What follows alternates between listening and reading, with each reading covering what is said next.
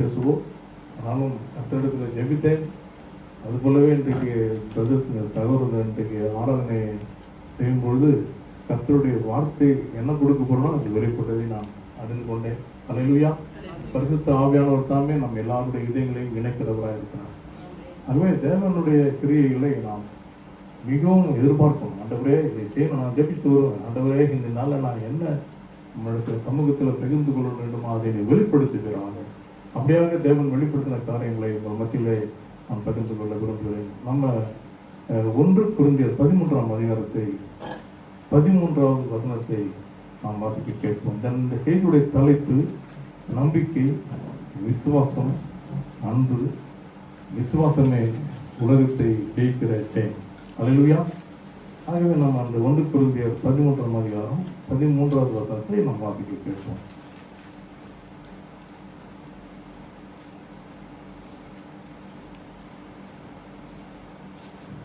பக்கம் 240. 1 கொரிந்தியர் 13ஆம் அதிகாரம் 13வது வசனம். Maintenant donc ces trois choses restent, la foi, l'espérance, l'amour, mais la plus grande de ces trois c'est l'amour. இப்பொழுது விசுவாசம், நம்பிக்கை, அன்பு இம்மூன்றும் நிலைத்திருக்கிறது. இவைகளில் அன்பே பெரியது. இப்பொழுது விசுவாசம், நம்பிக்கை, அன்பு இம்மூன்றும் நிலைத்திருக்கிறது. இவைகளில் அன்பே பெரியது. அல்லேலூயா. எத்தனை பேர் நம்பிக்கை குறித்து அறிந்திருக்கிறீர்கள்? எத்தனை பேர் விசுவாசத்தை குறித்து அறிந்திருக்கிறீர்கள்? எத்தனை பேர் அன்பை குறித்து அறிந்திருக்கிறீர்கள் என்று சொல்லும்போது நமக்கு எல்லாமே ஒவ்வொரு வார்த்தையாக வேதம் நமக்கு கொடுத்திருக்கிறதை பார்க்கலாம். அல்லேலூயா. நம்பிக்கை வேறு, விசுவாசம் வேறு, அன்பு வேறு. ஆனால் அன்பே பெரியது என்று வேதம் சொல்லி முடிக்கிறது. அதான் உண்மை. ஆக இந்த நம்பிக்கை குறித்து நாம் என்ன தெரிந்து வைத்திருக்கிறோம்? ஆண்டவர் நம்பிக்கை இருக்குது, ஆண்டவர் நாம் சொன்ன காரியத்தை நிறைவேற்றுவார் அப்படின்னு நாம் நினைக்கலாம். ஆனால் ஒரு பகுதியை, வேத பகுதியை நாம் பார்த்துக்கொள்வோம். மத்தேயு 20ஆம் அதிகாரத்தை எடுத்துக்கொண்டு நம்ம 29 வாசிக்க கேட்கலாம். மத்தேயு 20ஆம் அதிகாரம் வேத பகுதியில் 29 34 வரை நாம் வாசிக்க கேட்போம். மத்தேயு 20ஆம் அதிகாரம் 29 34 வசனம் வரை நாம் வாசிப்போம். Il lui dit, que veux-tu? Ordonne-lui, dit-elle, que dans ton royaume les deux fils que voici soient assis, l'un à droite et l'autre à gauche. Jésus répondit, vous ne savez pas ce que vous demandez. Pouvez-vous boire la coupe que je vais vous boire ou être baptisé du baptême dont je vous ai baptisé? Nous le pouvons, dirent-ils. Il leur répondit, boirez en effet ma coupe et vous serez baptisés du baptême dont je vous ai baptisé. 20ஆம் அதிகாரம் 29 அவர்கள் எரிகோவிலிருந்து புறப்பட்டு போகையில் Lorsqu'ils sortirent de Jéricho, une grande foule suivit Jésus. Et voici deux aveugles assis au bord du chemin, entendirent que Jésus passait, et crièrent, aie pitié de nous, Seigneur, fils de David. La foule les prenait pour les faire taire, mais ils crièrent plus fort, aie pitié de nous, Seigneur, fils de David. Jésus s'arrêta, les appela et dit, que voulez-vous que je fasse? Ils lui dirent, Seigneur, que nos yeux s'ouvrent. Ému de compassion, Jésus toucha leurs yeux, et aussitôt ils recouvrèrent la vue et le suivirent. அவர்கள் எரிகோவிலிருந்து புறப்பட்டு போகையில் திரளான ஜனங்கள் அவர்களுக்கு பின் சென்றார்கள். அப்பொழுது வழியருகே உட்கார்ந்திருந்த 2 குருடர் இயேசு அவ்வழியே வருகிறார் என்று கேள்விப்பட்டு, ஆண்டவரே, தாவீதின் குமாரனே, எங்களுக்கு இரங்கும் என்று கூப்பிட்டார்கள். அவர்கள் பேசாதிருக்கும்படி ஜனங்கள் அவர்களை அதட்டினார்கள். அவர்களோ ஆண்டவரே, தாவீதின் குமாரனே, எங்களுக்கு இரங்கும் என்று அதிகமாய் கூப்பிட்டார்கள். இயேசு நின்று அவர்களை தம்மிடத்தில் அழைத்து, நான் உங்களுக்கு என்ன செய்ய வேண்டும் என்று இருக்கிறீர்கள் என்றார். அதற்கு அவர்கள், ஆண்டவரே, எங்கள் கண்களை திறக்க வேண்டும் என்றார்கள். இயேசு மனதுருகி அவர்கள் கண்களை தொட்டார். உடனே அவர்கள் பார்வையடைந்து அவருக்கு பின் சென்றார்கள். அல்லேலூயா. தேவனுடைய சமூகத்தில் நாம் அறிந்து கொள்ள ஒரு மிகப்பெரிய ஒரு காரியத்தை நாம் அறிந்து கொள்ளணும். நம்முடைய நம்பிக்கை என்பது என்ன என்று சொன்னால், நம்பிக்கை என்பது நம்முடைய எதிர்பார்ப்பு. ஆமென். அல்லேலூயா. எனக்கு என்ன வேண்டும், நான் என்ன எனக்கு தேவை என்பதை நாம் தேவனிடத்தில் தெரிவிக்கிறது. அதுதான் நம்பிக்கை. உதாரணமாக எபிரேயர் 10:21 வாசிக்கிறோம். நம்முடைய உறுதியான அறிக்கை, நம்பிக்கையின் அறிக்கையை நாம் அறிக்கையிடுவதில் அசைவில்லாமல் உறுதியா இருக்க கடவோம் என்று வேதம் நமக்கு சொல்லுது இல்லையா? ஆகவே இந்த நம்பிக்கை ஆண்டவர் கேட்கிறாரு, நான் உங்களுக்கு என்ன செய்ய வேண்டும் என்று இருக்கிறீர்கள், நான் என்ன செய்யணும்பா? அந்த 2 குருடர்கிட்ட ஆண்டவர் கேட்கிறேன், நான் என்ன செய்யணும்? ஆண்டவருக்கு தெரியாதா? தாவீதின் குமாரனே எங்களுக்கு இறங்கும் என்று வருகிறவர்கள் குருடலா இருக்கிற ஆண்டவருக்கு தெரியாதா? தெரியும். ஆனால் அவர்களுக்கு நான் என்ன செய்ய வேண்டும் என்று ஆண்டவர் கேட்கிறார். அப்போ அவங்க சொல்றாங்க, நம்பிக்கையோட ஆண்டவரே என்னுடைய கண்களை திறக்க வேண்டும். அதுவும் நம்பிக்கை. ஆகவே நம்பிக்கையான வார்த்தைகளை அங்க சொல்றதை பார்க்கிறோம். என்னுடைய கண்கள் திறக்கணும் ஆண்டவரே, என் கண்கள் திறக்கப்பட வேண்டும். அதுதான் எங்களுடைய நம்பிக்கை, அதுதான் எங்களுடைய எதிர்பார்ப்பு, எங்களுடைய வேண்டுதல். இதுதான் விசுவாசத்துடைய முதல் படி. ஆமென், அல்லேலூயா. இன்றைக்கு ஏன் வேதம் சொல்றது நம்பிக்கை வேற, விசுவாசம் வேற, அன்பு வேற நம்மளுக்கு வேதம் சொல்றது காரணம் என்ன? முதலாவது நீங்கள் நம்ப வேண்டும். உங்களுக்கு என்ன எதிர்பார்க்குது என்பதை தேவனிடத்தில் தெளிவா தெரிவிக்க வேண்டும். அல்லேலூயா. ஜெபிக்க உட்கார்ந்தா நம்ம என்ன செய்யறோம்? தெளிவாய் நாம் ஜெபிக்கிறது. கருத்தோடு ஜெபம் இல்லை. துதிக்க சொன்னா நம்ம நிறைய துதிக்கிறோம், நல்லது. ஆனால் ஆண்டவரிடத்துல என்ன கேட்க போகிறோம், என்ன நம்முடைய எதிர்பார்ப்பு, என்ன நம்முடைய நம்பிக்கையோடு அவரிடத்துல நம்ம கேட்கணும்ன்றதுல தெளிவுள்ளவர்களாக இருக்கணும். தெளிவா அவங்க சொல்றாங்க, ஆண்டவரே என்னுடைய கண்களை திறக்க வேண்டும். தெளிவாய் சொல்லப்படுதாங்க. அப்போ உடனே ஆண்டவர் சொல்றாரு, ஆண்டவர் என்ன செய்யறாரு? மனதுருகி அவருடைய கண்களை தொடுகிறார், அவர்கள் பார்வையிட இது கொடுக்கிறார்கள். ஆமென், அல்லேலூயா. அதே தான் மத்தேயு 9ஆம் அதிகாரத்துல வாசிக்கலாம். அதே 9 மத்தேயு 9ஆம் அதிகாரம் 27, 28, 29 வசனங்களை நாம் வாசிக்க கேட்போம். மத்தேயு 9ஆம் அதிகாரம் 27 இருந்து நாம் வாசிக்கலாம். Jésus fut suivi par 2 aveugles qui criaient « Aie pitié de nous, fils de David !»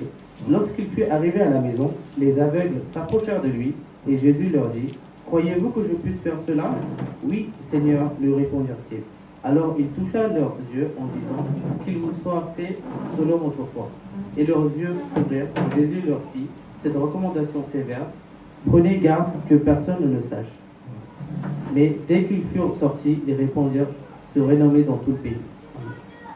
இயேசு அவ்விடம் விட்டு போகையில் 2 குருடர் அவர்கள் பின்னே சென்று, தாவீதின் குமாரனே எங்களுக்கு இறங்கும் என்று கூப்பிட்டார்கள். அவர் வீட்டிற்கு வந்த பின்பு அந்த குருடர் அவரிடத்திலே வந்தார்கள். இயேசு அவர்களை நோக்கி இதை செய்ய எனக்கு, நல்ல கவனிங்க, இதை செய்ய எனக்கு வல்லமை உண்டு என்று விசுவசிக்கிறீர்களா என்று கேட்டார்.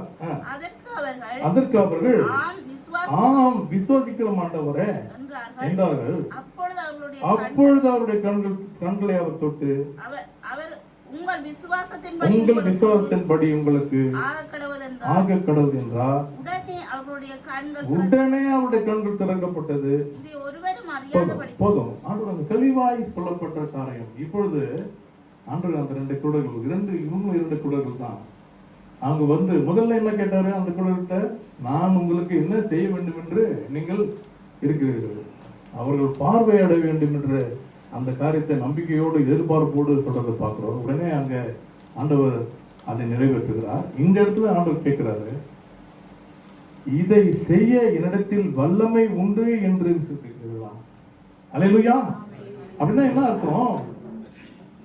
ஆண்டவர் எப்படிப்பட்டவர் என்பதை அறிந்தவர்களாய் நாம் இருக்கிறோம். அல்லேலூயா.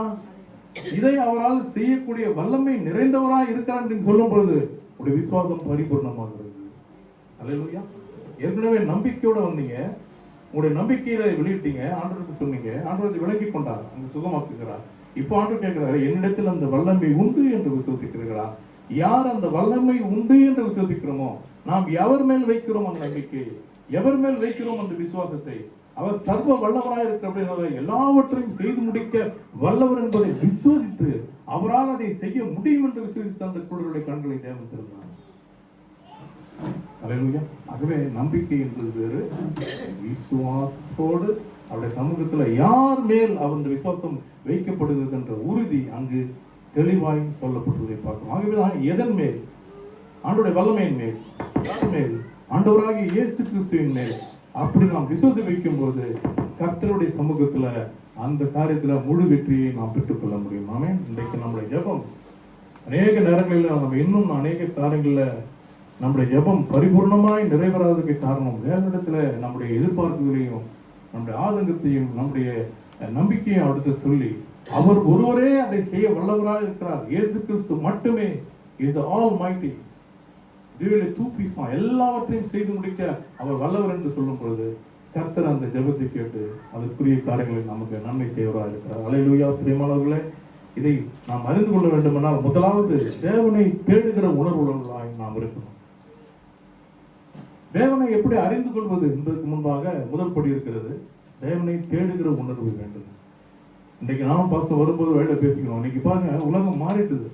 இன்னைக்கு உலக மக்கள் எல்லாம் எதையோ தேடிக்கொண்டிருக்கிறாங்க. முதலாவது தேவனுடைய ராஜ்யத்தையும் அவருடைய நீதியையும் தேடுங்கள், மற்ற எல்லாம் உங்களுக்கு கூட கொடுக்கப்படும். மத்திய 6:33 வாசிக்கிறோம். ஆனால் முதலாவது பிரச்சனை வைக்கிறாங்க, முதலாவது துன்பங்களை வைக்கிறாங்க, முதலாவது சூழ்நிலையில் வைக்கிறாங்க. ஆனால் பைபிள் சொல்லுது, உலகில் இருக்கிறவனை காட்டிலும் உங்களுக்குள்ளே இருக்கிறவர் பெரியவர். யோவான் 1:4 நம்ம வாசிக்கிறோம். அப்படியெல்லாம் முதலாவது அதை வைக்காம எல்லாத்தையும் பின்னாடி வச்சுட்டு வைக்காம முன்னாடி அதை வச்சுட்டு ஆண்டவர்கிட்ட போய் நிற்கிறது. அப்படி வேதம் சொல்லவே இல்லை. முதலாவது தேவனை தேடுகிற உணர்வு வேண்டும். சங்கீதம் 14:2 சொல்லுது. வாசிங்க, மத்தேயு 14:2, சங்கீதம் 14:2 எழுதப்பட்டிருக்கிறது, ஆண்டவரை தேடுகிற உணர்வு உள்ளவன் உண்டோ என்று கர்த்தர் அனுதினமும் இந்த பூமியை பார்த்து கொண்டிருக்கிறார். வேதம் அப்படிதான் சொல்லுது. சங்கீதம் 14:2. L'Éternel du haut des cieux regarde le Fils de l'homme pour voir s'il y a quelqu'un qui soit intelligent, qui cherche Dieu. கர்த்தரை தேவனை தேடுகிற உணர்வுள்ளவன் உண்டோ என்று பார்க்க கர்த்தர் பரலோகத்திலிருந்து பார்த்து கண்ணோக்கினார். அல்லேலூயா. இரவும் பகலும் உறங்காமல் அயராமல் இருக்கக்கூடிய தேவனுடைய கண்கள் யார் நம்மை தேடுகிற உணர்வுகளா இருக்கிறார் என்று பார்த்துக் கொண்டிருக்கிறது. நாம் அந்த உணர்வுகளா இருக்கிறோமா? முதலாவது தேவனை தேடுகிற உணர்வு நமக்கு அவசியம். இரண்டாவது சத்தியத்தை அறிகிற அறிவு நமக்கு வேண்டும். அல்லேலூயா. சத்தியம் எது? தேவன் ஒருவரே என்னுடைய பாவங்களிலிருந்து என்னை விடுவிக்க வல்லவராக இருக்கிறார். தேவன் ஒருவரே எல்லா இக்கட்டுகளிலிருந்தும் என் ஆண்டவர் என்னை விடுவிக்கிறவராக இருக்கிறார். தேவன் ஒருவரே என்னுடைய பாவங்களை மன்னித்தபடியினால நித்திய ஜீவனுக்குள் நான் நுழைய அவர் எனக்கு ஸ்தலத்தை எனக்கு ஆய்த்து கொண்டு கொண்டிருக்கிறார். என்னுடைய குடியிருப்பு பரலோகத்தில் இருக்கிறது. என் தேவன் என்னுடைய கொடுத்த ரட்சிப்பின் மூலம் என்னுடைய ஆத்மா பாதாளத்திற்கு தப்புவிக்கப்பட்டிருக்கின்றது. சத்தியத்தை அறிய வேண்டும். முதலாவது தேவனை தேடுகிற உணர்வு. இரண்டாவது தேவன் எனக்காக சிந்தின ரத்தம், அவர் பாடுபட்ட எல்லா காரியங்களையும் என்னை வாழ வைப்பதற்காக எனக்கு இன்னொரு மறு வாழ்வு உண்டு, ஒரு முடிவில்லாத வாழ்வுக்குள்ள நான் நுழைவேன் என்ற அந்த சத்திய வேதத்தின் அறிவு. மூன்றாவது தேவனை அறிகிற அறிவு நமக்கு உண்டாக வேண்டும். அல்லேலூயா. தேவன் என்பவர் யார்? ஆண்டவராகிய தேவன் எப்படிப்பட்ட வல்லமை உள்ளவர் என்று நாம் அறிந்து, அதனால தான் பாருங்க பேர் சொல்றாங்க 1 தீமோத்தேயு 2:4 2 பேர் 3:18 தேவனை அறிகிற அறிவிலே நீங்கள் வளர வேண்டும். அல்லேலூயா.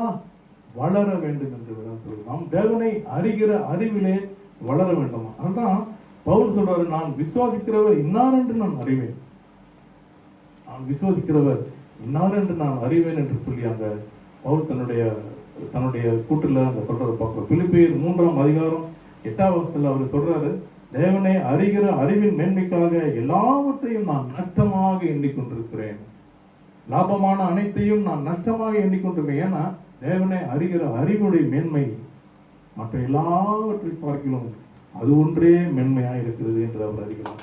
அப்படியானால் அவர் யார்? அவர் எப்படிப்பட்டவர்? நம்ம நினைக்கலாம் சாதாரணமா அவர் வானத்தையும் பூமியும் படைத்தவர், அண்ட சராசரங்களையும் நட்சத்திரங்களையும் படைத்தவர், எல்லாவற்றையும் உண்டாக்கினவர். அது கொஞ்சம் காட்சி தானமா செய்து பாருங்களேன். தியானிக்கிறதுல நிறைய விதங்கள் உண்டு. உங்க பார்த்து சொல்லி கொடுத்துருப்பாரு. ஒரு காட்சியை தியானிக்கிறது, கண்களை மூடி அப்படியே இருக்கோ பட்டணத்தில் ஆண்டவர் நடந்து வர்றாரு. அங்கு சக்கேயு என்ற ஒரு மனிதனை சந்திக்கிறார். அவன் காட்டு அத்திமரத்து மேலே நிற்கிறான். சக்கேயுவே இறங்கி வாழ்றாரு. இது காட்சி தியானத்தில். இப்படியே காட்சி தியானத்தில் நீங்க பார்ப்பீர்களால் இந்த உலகத்தை ஆண்டவர் எப்படி படைத்திருப்பார்? வானத்தையும் பூமியையும் படைத்த தேவன், அண்ட சராசரங்களையும் நட்சத்திரங்களையும் படைத்த தேவன். சங்கீதத்தில் தாவீது சொல்லுவாரு, ஆண்டவரே நீர் படைத்த சந்திரனையும் நட்சத்திரங்களையும் பார்க்கும் பொழுது மனிதனை நீர் அன்பு செய்வதற்கு அவன் எம்மாத்திரம் என்கிறேன். அல்லேலூயா. வெறும் மூச்சு காட்டுள்ள மனுஷன் தானே, அப்படின்னு நம்மள ரொம்ப ஒரு ஆனாலும் தேவன் நம்மை மட்டுமே தேடி வந்தவராக இருக்கிறார். அவன் 2 ராஜாக்கள் 3, 16, 17, 18 நமக்கு தெரியும். என்னது? காற்றையும் காண மாட்டீர்கள். ஏன்னா நம்ம ஆளுங்களுக்கு வாக்கு தத்தம்னா உடனே அந்த வாக்கு தத்தங்களை பிடிச்சிக்கணும். அது என் வாழ்க்கையில நிறைவேறணும், தப்பு இல்லை. ஆனால் வாக்கு தத்தங்கள் தேவனுக்கு முன்பாக உண்மையாக இருக்கிறவங்களுக்கு மட்டுமே சொந்தமானது. அல்லேலூயா. எல்லாரும் வாக்கு தத்தங்களை சுதந்திரித்துக் கொள்ள முடியாது. ஆமென். அல்லேலூயா சொல்லுங்க. அல்லேலூயா. வாக்கு தத்தங்கள் தேவனுக்கு பிரியமானவர்களுக்கு மட்டும்தான். எல்லாரும் வாக்கு தத்தங்களை படிச்சுட்டு ஒரு துன்மார்க்கன்னு சொல்லலாம், ஆண்டவரே எனக்கு எல்லாவற்றையும் செய்து முடிக்க இல்லை. அவருடைய வழியில நடந்து சங்கீதத்தில் 1 என்ன சொல்லுது? முதல் சங்கீதம் என்னது? துன்மார்க்கரோட ஆலோசனை நடவாமலும் பாவியின் வழி நில்லாமலும் பரியாசக்காரர்களுக்கு உட்காராமலும் கர்த்தருடைய வேதத்தில் பிரியமாயிருந்து அதை இரவும் பகலும் தியானிக்கிற மனுஷன் பாக்கியவான். அப்புறம் அவன் அவன் நீர்க்கால்களில் ஓரமாய் நடப்பட்டு அஜனத்தின் காலத்தில் கணிதரும் மரத்தை போல இருப்பான். அவன் செய்வதெல்லாம் அப்பதான் அவன் செய்வதெல்லாம் வாய்க்கணும். அந்த வாக்கு தத்தங்களை நீங்கள் சுதந்திரத்துக் கொள்ள வேண்டும். அந்த சுதந்திரத்துக் கொள்வதற்கு ஏற்றபடி உங்களுடைய வாழ்க்கை இருக்கணும், நம்முடைய சாட்சி இருக்கணும். அதுதான் அவையில் நாம் அறிந்து கொள்ள வேண்டும். ஆகவேதான் ஆண்டவருடைய சமூகத்தில் எல்லாவற்றிலுமே காற்றையும் காண மாட்டீர்கள், நீங்கள் மழையையும் காண மாட்டீர்கள், ஆனால் நீங்களும் உங்களுடைய மிருகங்களும் தண்ணீர் குடிக்க இந்த எல்லா பள்ளத்தாக்குகளும் நிரப்பப்படும் என்ற வாக்கு தத்துவம் நிறைவேறுவதை பார்க்கலாம். எப்பயுமே நமக்கு தெரியாது, என்ன செய்வது இல்லை, என்ன செய்யறதுன்னு தெரியல ஆண்டவரே அப்படின்னு நினைக்கும் பொழுது கர்த்தர் ஒரு புதிய ஆரம்பத்தை நம்முடைய வாழ்க்கையில அவர் நிறைவேற்றுவதை பார்க்க முடியும். அங்கேதான் பெரியமானவர்களே, தொடர்ந்து நாம் போகலாம்.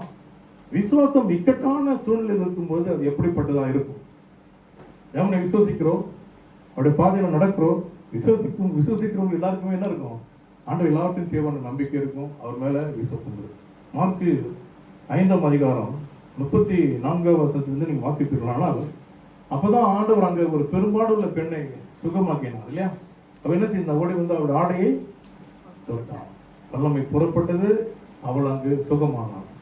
மார்க்கு 5ஆம் அதிகாரம் 34 வாசிங்க. மார்க் 5ஆம் அதிகாரம் 34 வாசிங்க. Mais Jésus lui dit, ma fille, ta foi t'a sauvée, va en paix et sois guérie de ton mal.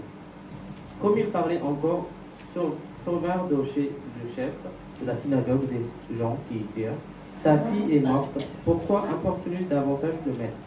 Mais Jésus, sans tenir compte de ces paroles, dit au chef de la synagogue, ne crains pas, crois seulement. Et il ne permit à personne de l'accompagner, si ce n'est à Pierre, à Jacques et à Jean, frères de Jacques. Ils arrivèrent à la maison du chef de la synagogue, où Jésus vit une fille bruyante et des gens qui pleuraient et poussaient de grands cris. Il entra et leur dit, pourquoi faites-vous du bruit et pourquoi pleurez-vous? அதுக்கப்புறம் போதும். அதுக்கப்புறம் நடந்த அற்புதம் தமிழ் வாசிக்கிட்டு, அதுக்கப்புறம் நடந்த அற்புதம் உங்களுக்கு தெரியும்.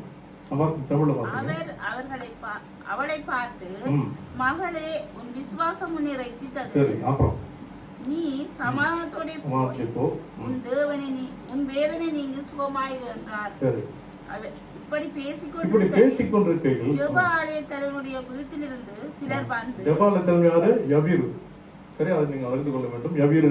சரி, உம்முடைய குமாரத்தி மரித்து போனால் நீ ஏன் போதகரை வருத்தப்படுத்துகிறீர்கள்? அவர்கள் சொன்ன வார்த்தையை இயேசு கேட்டவுடனே ஜெப ஆலய தலைவனை நோக்கி, பயப்படாதே, விசுவாசம் உள்ளவனாயிரு என்று சொல்லி, விசுவாசம் உள்ளவனாய் இரு என்று அங்க சொல்றது. அவ்வளவுதான். இப்போ நினைச்சு பாருங்க, நாம ஒரு தகப்பன் ஸ்தானத்துல இருந்து பார்க்கிறோம். நிறைய பேருடைய தகப்பன்களுக்கு பிள்ளைகள் இருக்காங்க. ஆனால் அந்த இடத்துல இருந்து பார்க்கும்போது மரித்து போன செய்தி வருது. அப்போ அவனுடைய மனநிலை எப்படிப்பட்டதா இருக்கும்? உடைந்த உள்ளமாக, ஒரு இனி என்னுடைய மகளை நான் பார்ப்பேனா இல்லையான்ற ஒரு மிக இக்கட்டான ஒரு சூழ்நிலை இருந்தது. ஆனா அந்த இடத்துல ஆண்டவர் சொல்றது, அது பிரெஞ்சில் படிங்க, ரொம்ப அழகா இருக்கும். அது பிரெஞ்சில் படிங்க அந்த வசனத்தை. விசுவாசி, ne crains pas, crois seulement. அவ்வளவுதான். பயப்படாது, விசுவாசம் உள்ளனர். அவ்வளவுதான் ஆண்டவருடைய வார்த்தை. ஆமென். அல்லேலூயா. நிறைவு ஒரே வார்த்தை, பயப்படாதே, விசுவாசம் உள்ளவனாயிரு.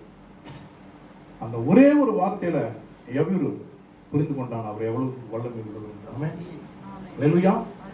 அவன் அவரை அறிந்தவனா இருந்தபடினால அவன் வீடுகள் தோறும் ஜெபிக்கிறான். ஆண்டோடைய அந்த அந்த சினைக்குள்ள போய் அவன் ஜெபிக்கிறவனா இருக்கான். அப்படிப்பட்ட அவனுக்கு நல்லா தெரியுது, ஆண்டவர் சொல்லிட்டாரு, இனி நான் பயப்பட தேவையில்லை. மரித்து விட்ட தன்னுடைய மகளை தேவன் உயிர்ப்பிப்பான் என்ற ஒரு மாபெரும் விசுவாசம் அவனுக்குள்ள வரது பார்க்கிறோம். இது இப்போ இக்கட்டான நிலைமையில செத்துட்டான்ற செய்தி வரும்பொழுது இதுதான் நாம் அறிந்து கொள்ள வேண்டும். நம்ம வாழ்க்கையில நிறைய காரியங்கள் வந்திருக்கும், நினைத்து பார்க்க முடியாத வேதனை. அநேகத்தோட வாழ்க்கையில பிரிந்து போயிட்டோடனே யாராவது ஒருத்தவங்க அவங்க வீட்டில் இறந்துட்டாங்கன்னா உடனே சர்ச்சைக்கு வர மாட்டாங்க, பின்மாற்றத்துக்கு போயிடுவாங்க. கர்த்தர் கொடுத்தா, கர்த்தர் எடுத்தா, கர்த்தர் நாமத்துக்கு சோதரம்னு சொல்ல மாட்டாங்க. ஆனா பைபிள் படிக்கும்போது யோபு குறித்து சொன்னா யோபு புட்டு புட்டு வைப்பாங்க. யோபுவா, நான் தாயின் வயிற்றிலிருந்து நிர்வாணியாய் வந்தேன், நிர்வாணமாய் அவடத்திற்கு திரும்புவேன். கர்த்தர் கொடுத்தா, கர்த்தர் எடுத்தா, இவங்க போய் மற்றவங்க ஆலோசனை கொடுப்பாங்க. எப்படி பக்கத்து வீட்டுக்கு போய் அறிவுரை சொல்றது இல்லை. உன்னுடைய வாழ்க்கையில என்னுடைய வாழ்க்கையில வரும்பொழுது என்னோட மகன் 2 வயசு மகன் 1.5 வயசு மகன் வந்து வீட்டுல இருந்து திரும்ப நான் ஒரு ஜெபக்கூடத்துக்கு போயிருக்கேன். அப்பதான் நான் சொல்றது 2002ஆம் ஆண்டு சொல்றேன். 2 வயசு 2004 2 வயசு ஜெபிச்செல்லாம் பேரெல்லாம் முடிச்சுட்டு உட்காந்து பேசுறதுனா திடீர்னு ஒரு ஃபோன் வருது. என் வீட்டுல இருந்து என் பையன் வந்து உயிருக்கு போராட்டுக்கிறான். ஏன்னா மைஸ் சாப்பிட்டுக்கிறாரு. மைஸ் அந்த டப்பால சாப்பிட்டுட்டு என்ன பண்ணிட்டு சாப்பிட்டுருக்காரு. நேரம் போய் ஒரு மூக்குள்ள இறங்கிடுது. மூச்சு விட முடியல. அவரால் மூச்சு விட முடியல. புள்ள முகமெல்லாம் வீங்குது. நான் அங்கிருந்து சொன்ன உடனே நான் டெலிஃபோன் அடிச்சு பொம்பை கடிக்கிறதுக்கு சம்பிக்கு அடிக்கிறேன். சம்பிலேருந்து வராங்க, இங்கே யாருன்னு கேட்குறாங்க. நம்ம கேட்பாங்கன்னா நீங்கள் ஜோனா ரூல்ஸா எல்லாம் கேட்பாங்க. ஜோன்னா நம்ம ஏஷியாலாம் நம்ம ஜோன் அதுக்கேற்ற மாதிரி மெடிசன் கொண்டு வரணும், அதுக்கேற்ற மாதிரி காப்பாற்றுறது இது கொண்டு வரணும். எனக்கு அங்கேருந்து அந்த ஜெபக்கூடத்துலேருந்து அந்த வீட்டிலேருந்து அந்த ஜப்பா வீட்டிலேருந்து எங்கள் வீட்டுக்கு வர்றது எப்படியும் ஒரு 6-7 நிமிஷம் ஆகும். நான் ஓடி இருந்தேன். ஓடி வீட்டுக்கு வந்து பார்த்தாக்கா உடனே நான் என்ன செய்தேன்னு சொன்னான், அந்த பிள்ளையோடைய பார்த்துட்டேன். ரொம்ப சீரியஸ் கண்டிஷன், மூச்சு விட முடியல. அவனுக்கு முழங்கால் போட்டேன். ஆண்டவர் பார்த்தேன். ஆமாம் ஆண்டவரே, என் பிள்ளை நீங்கள் தான். முழங்கால் போட்டு கதறி நான் ஜெபிக்கிறேன். ஜெபிச்சுட்டு உடனே ஏஞ்சிட்டு வேற வந்து போயிட்டு பையனை கொடுங்கன்னு கேட்டான். தூக்கி என்னுடைய முதுமலை போட்டாங்க. தோல் மேலே போட்ட உடனே அவன் என்ன செய்யறான், உடனே என் பையன் என் அப்பாவுடைய தோலை பிடிச்சிக்கிட்டான். ஆமாம் தோலை பிடிக்கிட்டு அப்படின்னு தான் பாருங்க மூக்குல இருந்து. ஏன்னா அப்பா வந்துட்டாரு. கைட்டு ஆண்டவர் மயப்படுத்துங்க. ஆமாம் அல்லேலூயா அல்லேலூயா. உங்க அப்பா உங்களோட இருக்கிறார். அந்த பையனுக்கு வந்து நம்பிக்கை பாருங்க. சின்ன குழந்தை 2 வயசு பிள்ளைக்கு அப்பா வந்துட்டாரு. அப்பா பார்த்துட்டான். அந்த மூர்ச்சையாகிட்டு இருக்கான். சுத்தமாக உடம்புலாம் நீளமாகிற மாதிரி இருக்கு. கண்ணெல்லாம் அப்படியே முகத்தை வந்துட்டு உடனே கொம்பே உள்ள வந்துட்டாங்க. உள்ள வந்து சொன்னாங்க, இனிமேல் ஒன்றும் பிரச்சனை இல்லை, மூக்கில் வந்துருக்கு, இனிமேல் ஒன்றும் பிரச்சனை இல்லை. ஏன்னா அந்த இக்கட்டான சூழ்நிலை நான் எந்த மனிதனுடைய உதவியும் நான் தேடி போகவில்லை. அல்லேலூயா. மனிதன் அவங்க வருவாங்க தான், கொம்பே வருவாங்க. ஆனால் அதற்கு முன்பாக என் பிள்ளையை காப்பாற்ற முடிஞ்ச என் தேவனுடைய கடமை. அல்லேலூயா. எந்த நடிமை நான் ஐயா, என்னை காப்பாற்றும் கடமை உமதையா. போவாஸ் கிட்ட அந்த போய் ரூத்து போய் அவனுடைய அந்த போரையில மூடிக்கொள்ளும் போது அந்த தெளிவாக இருக்கும். நான் வேறொரு வயலுக்கு போக மாட்டேன். நீ தேவனை விட்டு போகாதீங்க. எந்த மாதிரி சூழ்நிலையும் போகக்கூடாது. இந்த நடுமை நான் ஆண்டவரே, என்னை காப்பாற்றும் கடமை உமக்கு. அதுதான் விசுவாசம். நாமே எந்த இக்கட்டான சூழ்நிலையுமே அவரை நம்புவது விசுவாசம். அவர் மேல் நம்பிக்கை வைப்பது விசுவாசம். அவர் ஒருவரே எல்லாவற்றையும் செய்வார் என்ற அவர் அந்த நம்பிக்கையின் அந்த விசுவாசம் அவர் மேல் கட்டப்படும் என்றுதான் நாம் அறிந்து கொள்ள வேண்டிய ஒரு காரியமா இருக்கும். ஆகவே இந்த அந்த வசனத்தை நீங்க தொடர்ந்து நீங்க படிச்சீங்கன்னு சொன்னாக்கா அதுல வந்து ஒரு ஆப்டிமிஸ்டா அவனை ஆக்குறாரு ஆண்டவர். எப்படி ஆக்குறாரு, எவரை பார்த்து நீ பயப்படாத, விசுவாசம் இருன்னு சொல்லி அவனை இது பண்றாரு. ஏன்னு சொன்னா இங்க பாருங்க, நம்முடைய படகுல யார் இருக்கிறாங்க, ஏசப்பா இருக்கிறாரு. ஏசப்பாவுடைய படகு தான் அவங்க போயிட்டு இருக்கிறோம். அதை பற்றி நான் உங்களுக்கு சொல்ல வேணாம், உங்களுக்கு தான் தெரியும் அந்த வசனம்லாம். லுக்கா 8ஆம் அதிகாரத்தில் நீங்கள் அதை வாசிக்கலாம். என்னது, அந்த படகுல போயிட்டு இருக்கிறாங்க. அப்போ என்ன ஆகுது, காற்றும் படகும் இறையுது. அப்போ என்ன ஆகுது, ஐயரே மடிந்து போகிறோம். யார் சொல்றது, சீடர்கள். ஐயோ நாங்கள் சுத்திர போகிற ஆண்டவரே. ஏன் நான் என்ன கேட்குறேன், படகுல நித்திரையா இருக்கக்கூடாது, அவர் சுத்திர மாட்டாரா சொல்லுவோம் பேச்சு. அதெல்லாம் இல்லை, நான் காப்பாற்றப்படணும். சில பேர் அப்படின்னா எம செத்தாலும் எனக்கு பரவாயில்ல, நான் சாகு. அப்படிப்பட்ட ஒரு ஜபம் ஆண்டவர் செய்கிறாங்க. ஆண்டவரே காப்பாத்துங்க, ஆண்டவரே மடிந்து போகிறோம். ஆண்டவர் கேட்குறாரு, அதெல்லாம் அடித்தார், காட்டுலாம் அடைச்சிட்டு ஒரு விசுவாசம் எங்க? எத்தனை முறை ஆலயத்துக்கு போனாலும், எத்தனை முறை ஆராய்ச்சாலும் எத்தனை முறை பாஸ்டருடைய ஆலோசனை கேட்டாலும் ஒரு பிரச்சனை வந்தாக்கா பதட்டப்பட்டு பாஸ்டரே அவநம்பிக்கை ஆக்கி விட்டுறது விசுவாசி. பாஸ்டரே யோசிக்கிறாரு, ஐயோ இன்னமும் நடந்துடும் பொழுது இல்லை. உங்களுடைய படகு இயேசு கிறிஸ்துவினுடைய படகு. ஆமென். விசுவாச கப்பல் ஒன்று செல்கின்றது, புயல் வந்த போதும் தென்றல் வீசும் போதும் அசங்காடி செல்கின்றது, அக்கறை நோக்கி அக்கறை நோக்கி. நான் ரட்சிக்கப்பட்ட புஸ்தகம் பண்ணப்பட்டது இலங்கையிலேருந்து அந்த பாட்டுக்கு கொடுக்குறேன். ஆடொன்றை கடலில் செல்கின்றது, ஆர்ப்பரிப்போடு செல்கின்றது, அப்புறம் ஆண்டவர் அதற்கு மாலுமியா. ஆமென். அல்லேலூயா. என் படகை ஓட்டுகிறவர் என் ஆண்டவருங்க. ஆமென். நீ உன்னுடைய மாமிசத்துல ஓடணும்னு நினைச்சனாக்கா கஷ்டம். என் ஆண்டவர் என்னோடு இருக்கிறார், அவர் தான் என்னை நடத்த வேண்டும். ஆமென். அல்லேலூயா. எதுக்கு அங்க பவுல் அங்க ரோமர் 12 சொல்றாரு, காலையில் எழுந்தோடனே என்ன செய்யணும், உன்னுடைய ஆவி ஆத்மா சரீரத்தை நீ என்ன பண்ணணும், தேவனுக்கு ஏற்ற பலியாக ஜீவ பலியாக ஒப்புக்கொடுக்கணும்னா என்ன காரணம், நீ உன்னுடைய நாள்ல உனக்குள்ளே வாசமா இருக்கிற தேவன் உன்னை தன்னுடைய ஆலயமாய் கொண்டிருக்கிறார். அதுக்கு இந்த சரீரத்தை தேவையில்லாததுக்கெல்லாம் பயன்படுத்தக்கூடாது. சரீரத்தை பத்திரமாய் பாதுகாக்கணும் சொன்ன, நீ தேவன் தங்குகிற ஆலயமா இருக்கிறார். 1 Corinthians 3:16 வாசிக்கிறோம். ஆகவே நாம தேவனுடைய படல தான் இருக்கிறோன்ற உணர்வை கொடுத்து நீங்க போகாது. நான் சின்ன பிள்ளை இருக்கும்போது ஒரு கதை ஒன்று சொல்லுவாங்க. எனக்கு ஒரு கப்பல் வந்து பயங்கரமான கடல்ல ஆடி ஆடி அசைஞ்சு வருதான். அப்போ காற்று மழை அடிக்கும்போது அந்த கப்பலை ஓட்டுற அந்த அந்த அந்த கப்பல் கேப்டன் இருக்கிறாரு, அவருடைய மகனை காணும். என்னடான்னு சொல்லிட்டு அந்த பையனை ஒரு கப்பல் பூரா தேடுறாங்க. கப்பலுடைய மேல் திறந்துல அவன் ஃபுட்பால் விளையாண்டுறான். தண்ணி மேல மேல விழுது கப்பல் மேல, இவன் மேல் திறத்துல ஃபுட்பால் விளையாண்டுருக்கான். என்னடா அது எங்கடா இருக்கு, உனக்கு தேடிட்டு இருக்கேன், மேலே விளையாடிருக்கு, வெறும் மழைங்கம்மா இதாக இருக்குது, முயலிட போகிற ஏதோ பிரச்சனை எடுத்து அவன் சொன்னானா, ஓ கப்பலை ஓட்டுறது எங்கள் அப்பா. யார் ஓட்டுறது? கப்பலை ஓட்டுறது என்னுடைய அப்பா. ஒன்றும் நடக்காது போ அப்படின்னா. அப்போ சாதாரண அந்த ஒரு சின்ன பெண்ணுடைய விசுவாசம் கூட நமக்குலாம் போயிடும். எப்போ இக்கட்டான சூழ்நிலை. அவன் இப்போ நல்ல விசுவாசமா இருக்கும். நான் சொல்றது இக்கட்டான சூழ்நிலை. எவருடைய வாழ்க்கையில இக்கட்டான சூழ்நிலை வந்த பொழுது, அவன் கண்ணீரோடு அந்த இடத்துல கதற வேண்டிய நிலை வரும் பொழுது, பயப்படாதே நிற்கிறேன்ப்பா, புரியுங்களா, விசுவாசம் உள்ளவனாய்.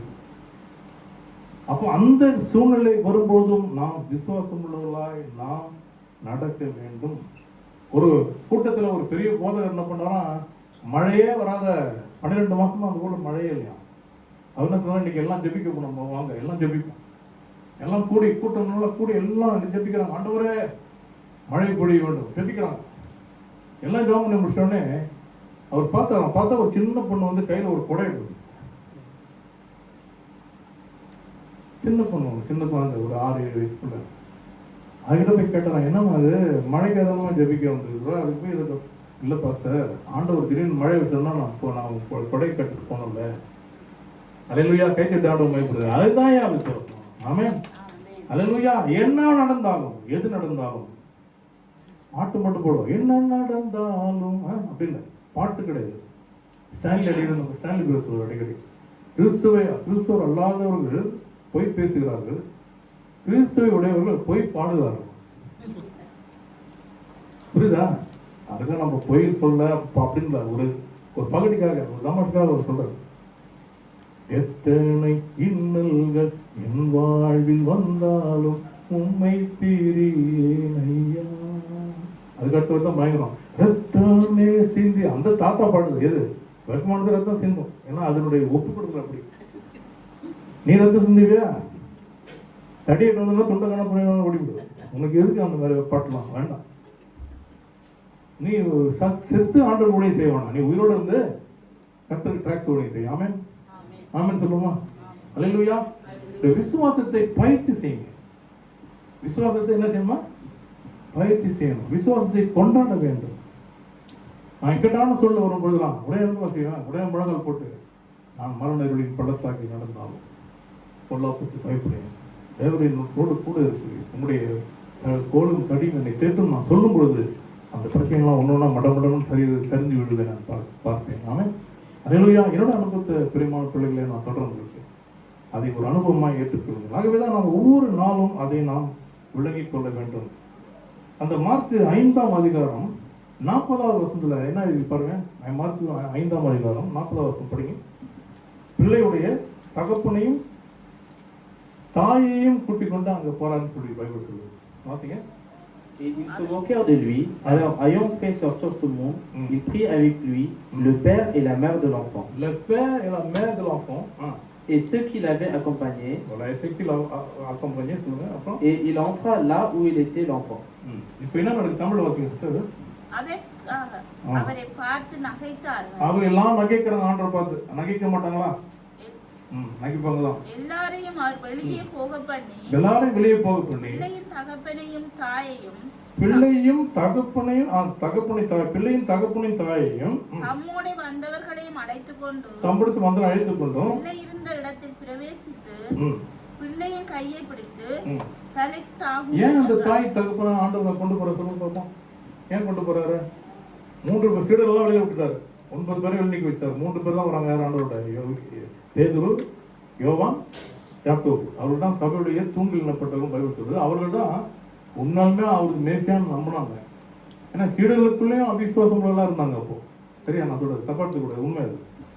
அப்போ அந்த 3 சீடர்கள் தான் கொண்டு போறாரு. ஏன்னா அவங்க தான் விசுவாசமா ஜெபிக்கும் பொழுது, ஏன்னா விசுவாசம் இல்லாதவர்களோட ஜெபிச்சீங்கன்னா ஒரு அற்புதத்தை ஆண்டு செய்ய முடியாது. புரியுதா? 5 லட்சம் பேர் கூட கூட்டத்தில் 50 பேருக்கு குணமாகறாங்க. ஏன்? அந்த 1,4,99,455 பேர் 950 பேருக்கு என்ன இல்லை? விசுவாசம் இல்லைன்னு சொல்லவே இல்லை, பரிபூர்ணமாகல. அல்லேலூயா. பரிபூர்ணம் ஆகிறவர்களுக்கு அது உண்டாகும். ஆமே.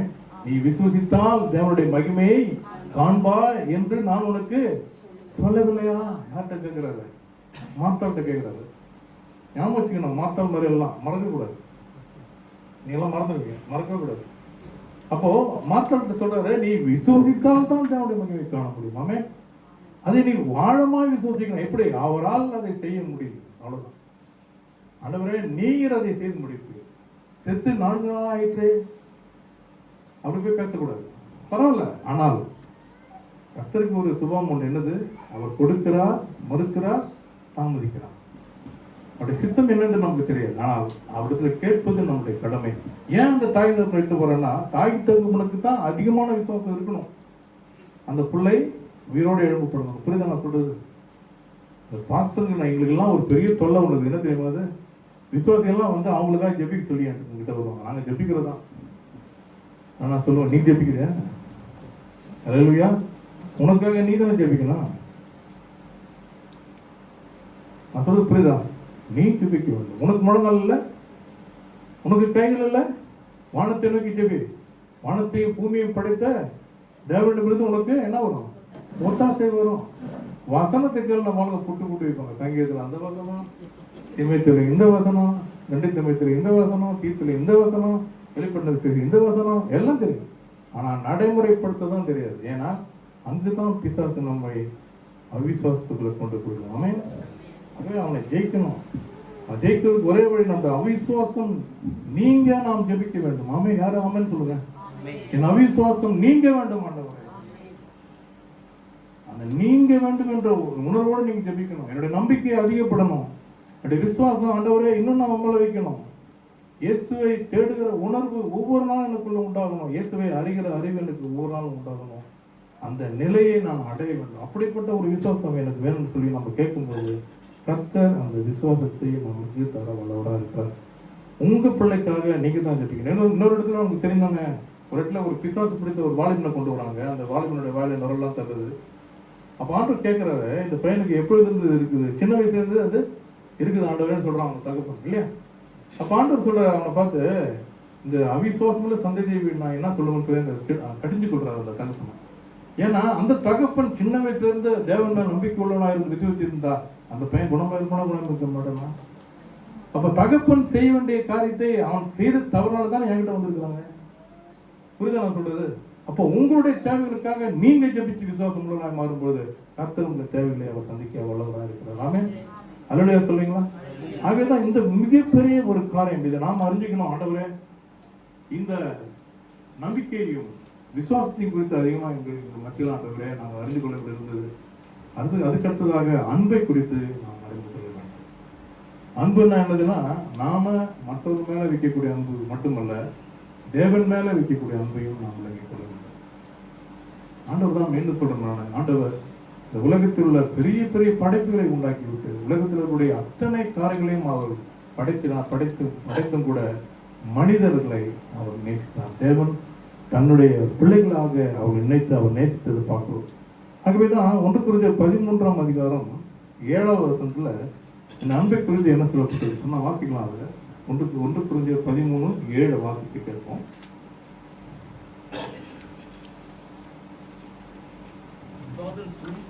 Et il pardonne tout, et il croit tout, il espère tout, il supporte tout. Amen. வாசிங்க. சகலத்தையும் தாங்கும், அன்பு சகலத்தையும் தாங்கும், சகலத்தையும் விசுவாசிக்கும், சகலத்தையும் விசுவாசிக்கும், சகலத்தையும் நம்பும், சகலத்தையும் நம்பும், சகலத்தையும் சகிக்கும். சகலத்தையும் சகிக்கும். பா, இந்த வசனம் தான் என்னை இன்னை வரைக்கும் வாழ வச்சு கொண்டிருக்கு. ஆமென், அல்லேலூயா. ஏன்னா கடைசி வசனம் தான் ஆண்டவர் நிறைவேற்றினார் இல்லையா, அவர் எல்லாவற்றையும் சகித்தார். ஆனா நமக்கு சுகிக்க தெரியுத வழிய சகிக்க தெரியல. தமிழ்ல சுகிக்கதான் தெரியுது என்னன்ட்டு, சந்தோஷமா இருக்கிறது, பிரியாணி சாப்பிட்றது, என்னென்ன விருப்பம் எல்லாம். பா, நம்ம ஊர்ல ஒரு கோழி சமைச்சாங்கன்னா அந்த ஊரே வாசனை அடிக்கும். ஜனங்கள்லாம் வந்து எங்க வீட்டுல என்ன குழம்பு இன்னைக்கு, கோழி குழம்பா, ஐயோ ரொம்ப நல்லா இருக்குமே. இவன் கேட்க கொஞ்சம் குழம்பு கொடுன்னு கேட்காம என்ன சொல்லுவான், ரொம்ப வாசனை அடிக்குதுங்க, ரொம்ப நல்லா இருக்குதுங்க. சுகிக்கிறோம். அநேக தேவன் நம்மளுக்கு கொடுத்த ஆசீர்வாதங்கள் என்ன பண்றோம், மகிழ்ச்சியோடு, தப்பு இல்லை, பாவம் இல்லாத எல்லா காரியத்திலையும் தேவன் நம்ம ஆசீர்வாதமாக வைத்திருக்கிறார். ஆமென், அல்லேலூயா. அதெல்லாம் அனுபவிக்கத்தான் நம்மளை படைச்சிருக்கு. அதுக்காக ரொம்ப எக்ஸ்ட்ரீமா போயிடாதீங்க, நான் அதை செய்ய மாட்டேன் இதை செய்ய மாட்டேன் அப்படி இல்லை. பைபிள் சொல்லுது யாக்கோபுல, நீ ஒரு பிரமாணத்தை தவறுனா நீ எல்லா பிரமாணத்திலையும் தவறுன்னு சொல்லுது பைபிள். ஆகவே நாம தேவனுக்கு பிரியமில்லாத காரியங்கள் எதுவும் செய்யாமல் தேவன் நமக்கு கொடுத்திருக்கிற ஆசீர்வாதங்களை நாம் நிச்சயமாக அவர் மகிமைக்கென்று நன்றி சொல்லி நாம் என்ன பண்ணலாம், அவற்றை நாம் ஏற்றுக்கொள்ளலாம். அதனால் தவறே கிடையாது. இந்த சகிப்புத்தன்மையை நாம் கற்றுக்கொள்ள வேண்டும். அந்த சகிப்புத்தன்மையை நாம் கற்றுக்கொள்வது ஏன்னு சொன்னாக்கா, கர்த்தர் படைத்த மனிதர்கள் மத்தியில அவர்களை நாம் அன்பு செய்ய வேண்டும். முதலாவது கற்பனை எது, என்னை தவிர ஐயோ சொல்லுங்க, 10 கற்பனை ஆண்டு 2 கற்பனை கிடையாது, சொல்லுங்க. முதலாவது கற்பனை எது சார், சொல்லுங்க. என்னை தவிர வேற தெய்வம். அப்புறம் 2வது கற்பனை, இதற்கு ஒப்பான கற்பனை என்னவெனில், சொல்லுங்க, உன்னிடத்தில் அன்பு கூறுவது போல. இங்கதான் பிரச்சனை ஆரம்பிக்கும். என்ன பிரச்சனை தெரியுமா, இந்த உலகத்துல எந்த மனிதனுமே துன்மார்க்கன்னு நம்ம ஒதுக்க கூடாது, பாவியும் நம்ம ஒதுக்க கூடாது. பக்கத்துல நிக்காதான் சொல்லுது பைபிள். ஏன்னா அவன் திரும்ப வேண்டும் என்று நாம் ஜெபிக்கணுமா ஜெபிக்க கூடாதா, ஜெபிக்கணும். அவனுக்காக தேவனுடைய வார்த்தை சொல்லணுமா சொல்லக்கூடாதா, சொல்லணும். ஆனாலும் அவனை நேசிக்கிறேன்னா, இந்த உலகத்துல பிறந்த ஒவ்வொரு மனிதனுக்குள்ள யாரோட ஆவி ஊற்றப்பட்டது இருக்குது, தேவனுடைய ஆவியினால் தான் அவன் பிறந்தது. உண்மையா இல்லையா? அவன் பாவியா இருக்கிறான், துன்மார்க்கமா இருக்கிறான், அவனை வெறுக்க நமக்கு எந்த தகுதியும் இல்லை. ஏன்னா எல்லாரையும் அதைத்தான் ஆண்டவர் சொல்றாரு, உன்னை நீ நேசிப்பது போல பிறனையும் நீ நேசிப்பாயாக. அப்போ நம்ம தேவ சமூகத்துல எல்லாரையும் நாம் நேசிக்கணும். இன்னைக்கு எதிரிகள் நமக்கு அவசியமா நம்முடைய வாழ்க்கையில நிறைய பேர் குறிப்பிடுவோம். எதிர்களால நிறைய காரியங்கள், ஏன் சபைகளே எதிர்கள் உண்டு. தேவனுடைய சபைக்கு விரோதமாக எழும்புகிற அநேக பிசாசுடைய தந்திரங்கள் உண்டு. உண்மை இல்லை, அவ எல்லாவற்றையும் மேற்கொள்ளணும். ஒரு மேய்ப்பனுக்கு அடங்கி மேய்ப்பனுடைய வார்த்தையை கேட்டு அந்த சகோதரனோடு ஒத்துழைத்து எல்லாரும் இணைந்து சேர்தான் ஊழியம். ஆமென், அல்லேலூயா. புரிஞ்சுங்க, ஒரு ஒருத்தர் சகோதரனாக எல்லாமே செஞ்சிட முடியாது. ஒரு ஆலமரத்துக்கு எத்தனை விழுதுகள் வேணும், நிறைய விழுதுகள் வேணும்.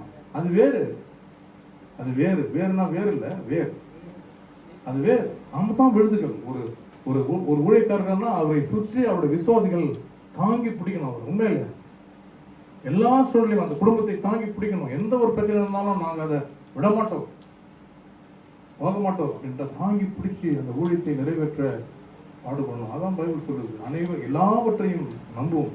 அன்பு எல்லாவற்றையும் விசுவாசிக்கும், எல்லாவற்றையும் தாங்கணும். தாங்கிறது ரொம்ப கஷ்டம், தாங்க வேண்டும். ஆண்டவர் அந்த அடி உதை எல்லாவற்றையும் ஆண்டவர் நமக்காக தாங்கினான். யாராவது நம்முடைய சட்ட மேல ஒருத்தன் துப்பிட்டான்னா நம்மளுக்கு தாங்க முடியல. ஆனால் ஆண்டவருடைய முகத்திலே துப்பினார். நான் அடிக்கடி நினைப்பேன், என்கிட்ட வந்து நான் கவுன்சிலிங் போகும்போது சில பேர் சொல்லுவாங்க, அவன் பாஸ்டருக்கு தெரியுமா, அவன் எப்படி அவமானப்பட்டான் தெரியுமா, அவன் எப்படிப்பட்ட அவன் செத்தாலும் அவன் முகத்தில் முழிக்க மாட்டான், வைராக்கியம் அவன் முகத்திலே முழிக்க மாட்டான், என்னால் அவனை மன்னிக்க முடியல. நான் கேட்பேன், ஏன் ஆண்டவராகிய இயேசு கிறிஸ்து பட்ட பாடுகளுக்கு முன்பாக, அவர் பட்ட அவமானங்களுக்கு முன்பாக நீங்க அதை கம்பேர் பண்றீங்களா? சொல்ல முடியுமா உங்களால்? சொல்லும்போது அழுதுவோம். ஏன்னா நம்ம ஆண்டவர் பிலாத்து கொண்டு காட்டுறான், பாருங்க மனிதனைன்னு சொல்றான். அவர் அடிச்சுட்டு வெளியில பாருங்கள் மனிதனைன்னு சொல்றான். அவருடைய மனித சாயலே அவருடைய கிட்ட இல்லையா. ஆண்டவர் அருவியாகி காணப்படுறாங்க. 1000 பேர்களில் சிறந்தவர், 10000 பேர்களில் சிறந்தவர், சாரோனின் ரோஜா, அழகானவர், வெண்மையானவர், அலங்கோலமாய் அங்கே நிற்கிறோம். யாருக்காக? நமக்காக. சிலுவையில நமக்காக அலங்கோலமாய் நிர்வாணத்தோலம் கொண்ட ஆண்டவர். நம்ம தான் அவருக்கு ஒரு பவனம் கட்டி விட்டுருக்கோம். ஆனால் உண்மை அப்படி இல்லை. மரத்திலே தொங்கப்பட்ட எவனும் சபிக்கப்பட்ட எழுதிக்கப்படி அவருடைய ஆண்டவர் நமக்காக நிர்வாணமாக தொங்க விட்டாங்க. ஆண்டவர் நம்முடைய சிலுவை சாவை நமக்காக அவர் ஏற்றுக்கொண்டார். அப்படிப்பட்ட நாம இன்னொருத்தருடைய தவற மன்னிக்க ஏற்றுக்கொள்ள முடியும்னு சொன்னா நம்ம கிறிஸ்துவனுடைய அன்பை எப்படி அவங்களுக்கு சொல்ல முடியும்? திருக்குறள் நம்ம சொல்லுவோம், நம்ம சின்ன பிள்ளைங்க படிச்சிருப்போம், இன்னா செய்தாரை உறுத்தல் அவர் நான நன்னயம் செய்து விடலாம் நாம இருக்கும். ஆனா இவர்கள் அறியாமல் செய்கிறார்கள், இவர்களை மன்னியும் சொன்ன ஆண்டோடைய வார்த்தை நம்ம இல்லாம வரலையா? அல்லேலூயா. உங்களுக்கு தீமை செய்வதற்கு நன்மை செய்யுங்க. ஆமென். சபிப்பவர்களை ஆசீர்வதிங்க. புரியுங்களா? சபிக்காதீங்க. நீங்கள் தீர்ப்புக்கு உள்ளாகாதபடிக்கு யாரையும் தீர்ப்பிடாதீங்க. தீர்ப்பிடுறதுக்கு நம்ம அதிகாரம் இல்லைங்க. ஆண்டவராகிய இயேசு கிறிஸ்து இந்த உலகத்தை வரும்பொழுது அந்த ஒரு பெண் கையும் களவுமாக பிடிக்கப்பட்ட அந்த விபச்சாரம் செய்ய சொல்லிட்டு ஒரு பெண்ணை பிடிக்கும் போது ஆண்டவர் என்ன சொல்றதுன்னா, உங்களில் குற்றம் செய்யாதவன் முதல் கல்லை எரியட்டுன்னு சொன்னோன்னே எல்லாமே ஓடிட்டாங்க, யாருமே இல்லை. ஆண்டவர் கேட்கிறாரு, உன்னை யாராவது தீர்ப்பிட்டாங்களா? இல்லை, நானும் உன்னை தீர்ப்பிடவில்லை என்றார். ஏன்னா அவரும் மனிதனா இருக்கு அப்படின்னால. ஏன்னா பிதாவா ஆண்டவராகி இயேசு கிறிஸ்துக்கு அவர் உலகத்துல வாழ்ந்த பொழுது, இயேசு கிறிஸ்து வாழ்ந்த பொழுது மன்னிக்க மட்டும்தான் அதிகாரம் கொடுத்தாரு, ஒழிய தீர்ப்பிட அதிகாரம் கொடுக்கல. அல்லேலூயா. நியாயத்திற்கு கொண்டு வருகிறது. அப்பொழுதுதான் நம் தேவன் எல்லாரும் நியாயத்திற்கு போகிறார். அதுதான் சத்தியம். புரியுதா? அவங்க யாரும் நமக்கு என்ன தீங்கு செய்தாலும், யார் நமக்கு பாதகமாக அநேக காரியங்களை செய்தாலும் அவர்களை மன்னிக்க கற்றுக்கொள்ளுங்கள். அல்லேலூயா. மன்னிக்கும் பொழுது கர்த்தர் நாமம் மையப்படும். கர்த்தருடைய சாயலுக்குள் நாம் கடந்து வருவோம். ரோமர் 8ஆம் அதிகாரம் 29வது வசனம் 29வது வசனத்தை வாசிப்போம். ரோமர் 8ஆம் அதிகாரம் 29.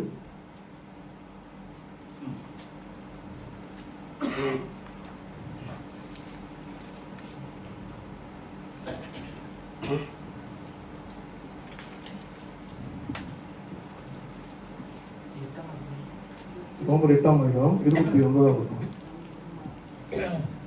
En effet, ceux qu'il a connus d'avance, il les a aussi prédestinés à devenir conformes à l'image de son Fils, afin que celui soit le premier-né d'un grand nombre de frères.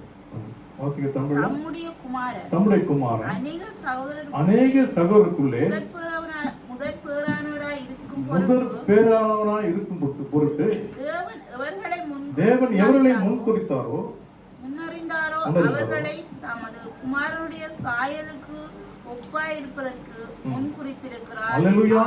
நமது குமாரனுடைய சாயலுக்கு ஒப்பாயிருப்பதற்கு தான் முன்குறித்திருக்கிறார். அவ்வளவுதான். மீண்டும் ஒரு தோட்டம், ஏதேன் தோட்டம் இந்த உலகத்தில் உண்டாக வேண்டும்.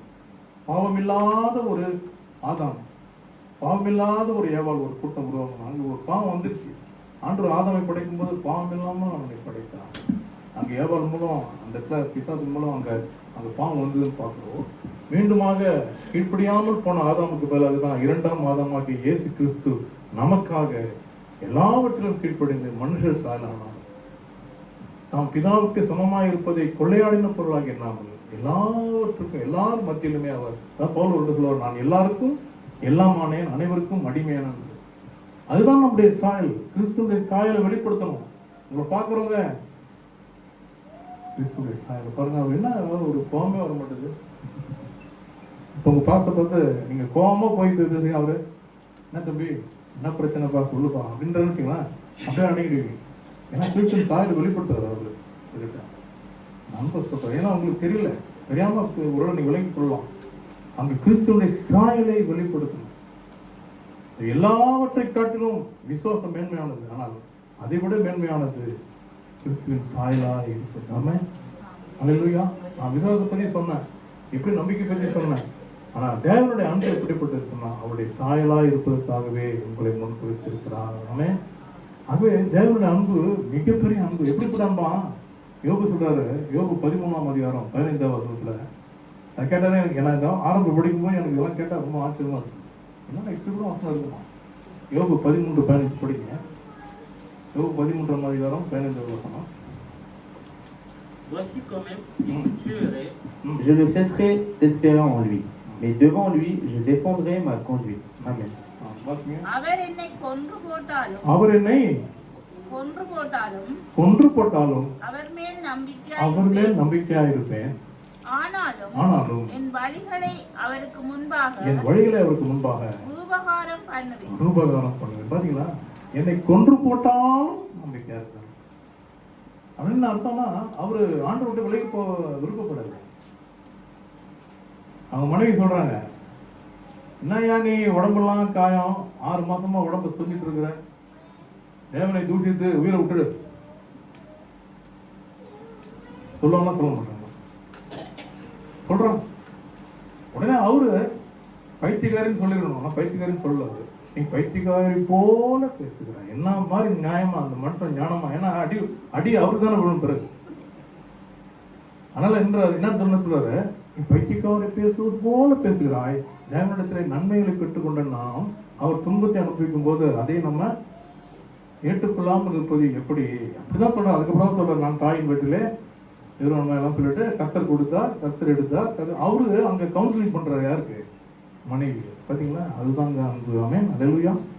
துன்பத்தில் இருக்காரு, உடம்பெல்லாம் காயம், ரொம்ப பயங்கர துன்பம். பிள்ளைகள் இறந்து போயிட்டாங்க, பொம்பளை பிள்ளைங்க ஆம்பளை பிள்ளை இறந்து போயிட்டாங்க, ஆடு மாடு எல்லாமே out.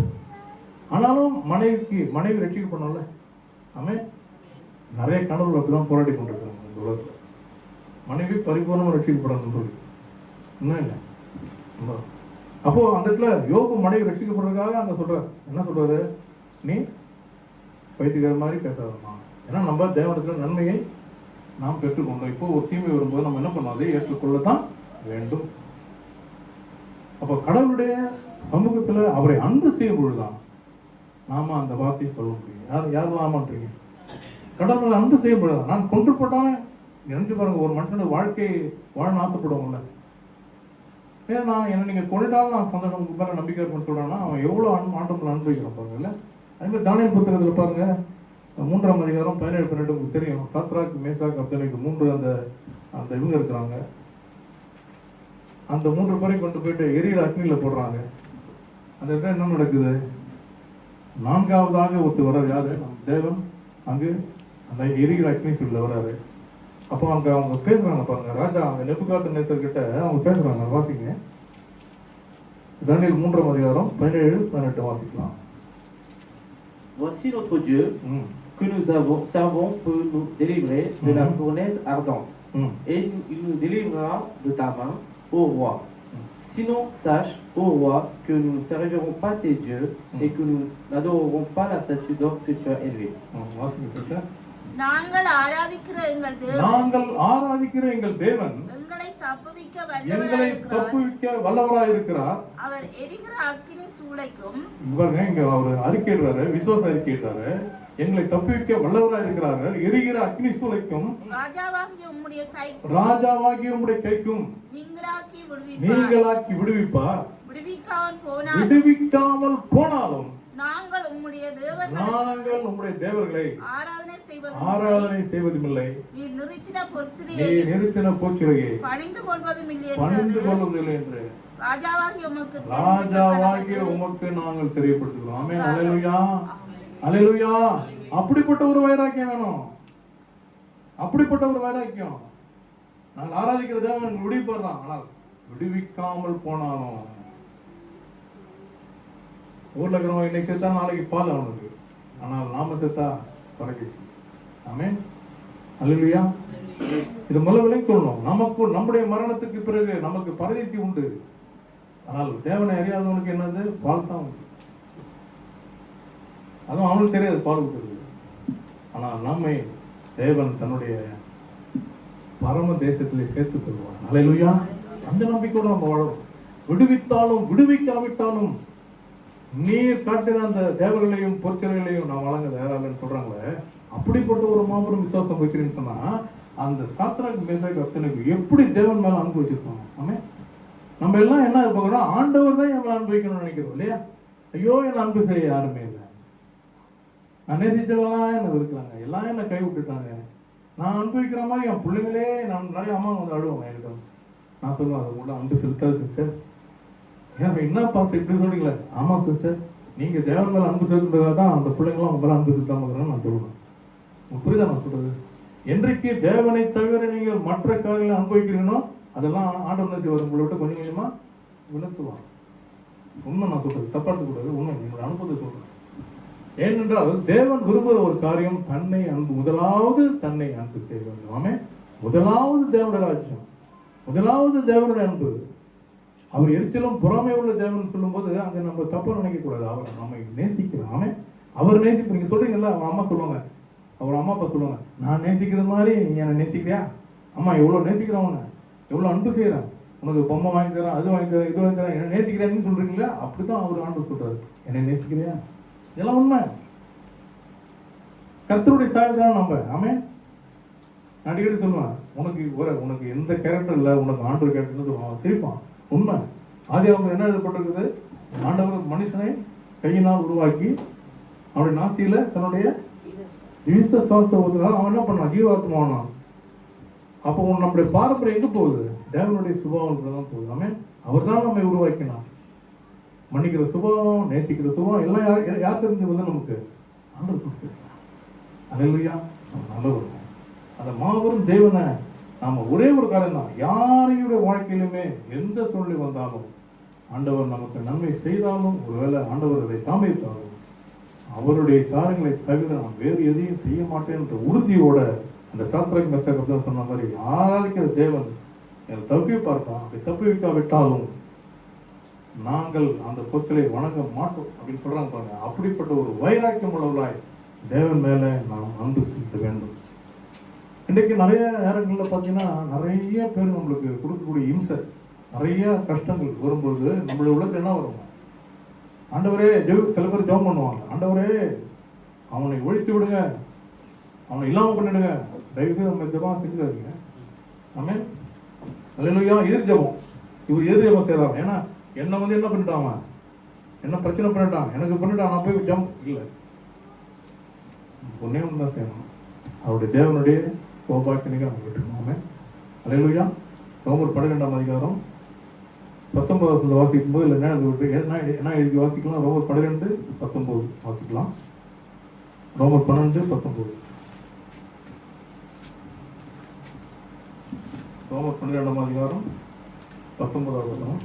Ne vous vengez point vous-même, bien-aimés, mais laissez agir la colère, car il est écrit, à moi la vengeance, à moi la rétribution, dit le Seigneur. Amen.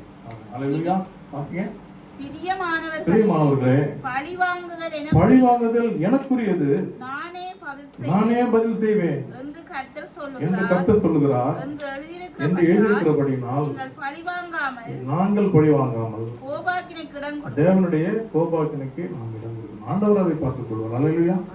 ஆண்டவரே, நீங்க பார்த்துக்கோங்க. யெகோவா ஈர் யாரு? அவரு யெகோவா. அவருடைய சமூகத்திலே எல்லாம் பார்த்துக் கொள்ளப்படும், அவருடைய பருவத்திலே எல்லாம் பார்த்துக்கொள்ளும். அவர் பார்த்துக்குவார். எனக்கு தீமை விளைவிக்கிறவனுக்கு ஆண்டவர் என்ன பண்ணுவாரு? அவனை திருத்துவார். அவனை அழிச்சிடணும்னு நம்ம அழிக்கணும்னு யாருமே நினைக்கக்கூடாது. நம்ம அவன் அழிக்க போகணும்னு நினைக்கக்கூடாது. ஏன்னா அவன் திருந்தணும். அவன் நம்ம திருந்ததுக்காக ஆண்டவர் எவ்வளவு காத்திருந்தார்ல. உண்மை இல்லை, அவன் திருந்ததுக்காக ஆண்டவர் எவ்வளவு காலம் காத்திருந்தாருல்ல. நான் கத்தோலிக்க புரிஞ்சிருந்து ரசிக்கப்பட்ட ஆள். எவ்வளவு காத்திருந்தா தெரியுமா? ஐயோ, பேனர் எடுத்து நாங்கள் ரோட்டில் போவாங்க, அவனாம் கல்லால் அடிக்கணும், உதைக்கணும், ஆனால் கத்தின்னு போகிறாங்க. கத்தியே ஜெபிச்சது இல்லை. நாங்கள் போய் செவுத்துல போய் நிற்க உட்காந்து ஜெபம் பண்ணிட்டோம்.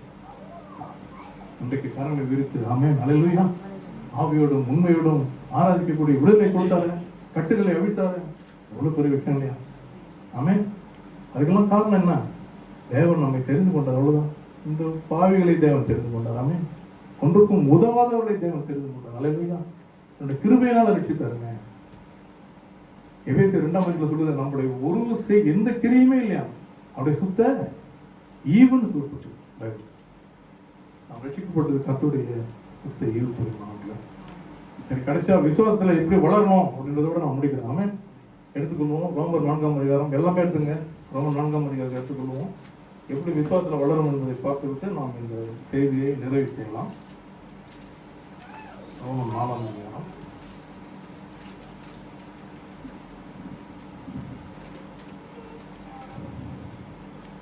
17 படிப்போம். Je t'ai établi père d'un grand nombre de nations. Il est notre père devant celui auquel il a cru. Dieu qui donne la vie aux morts et qui les appelle des choses qui ne sont point comme si elles étaient. Espérant contre toute espérance, il crut et devint ainsi le père d'un grand nombre de nations, selon son qui lui avait été dit. Telle sera ta prospérité.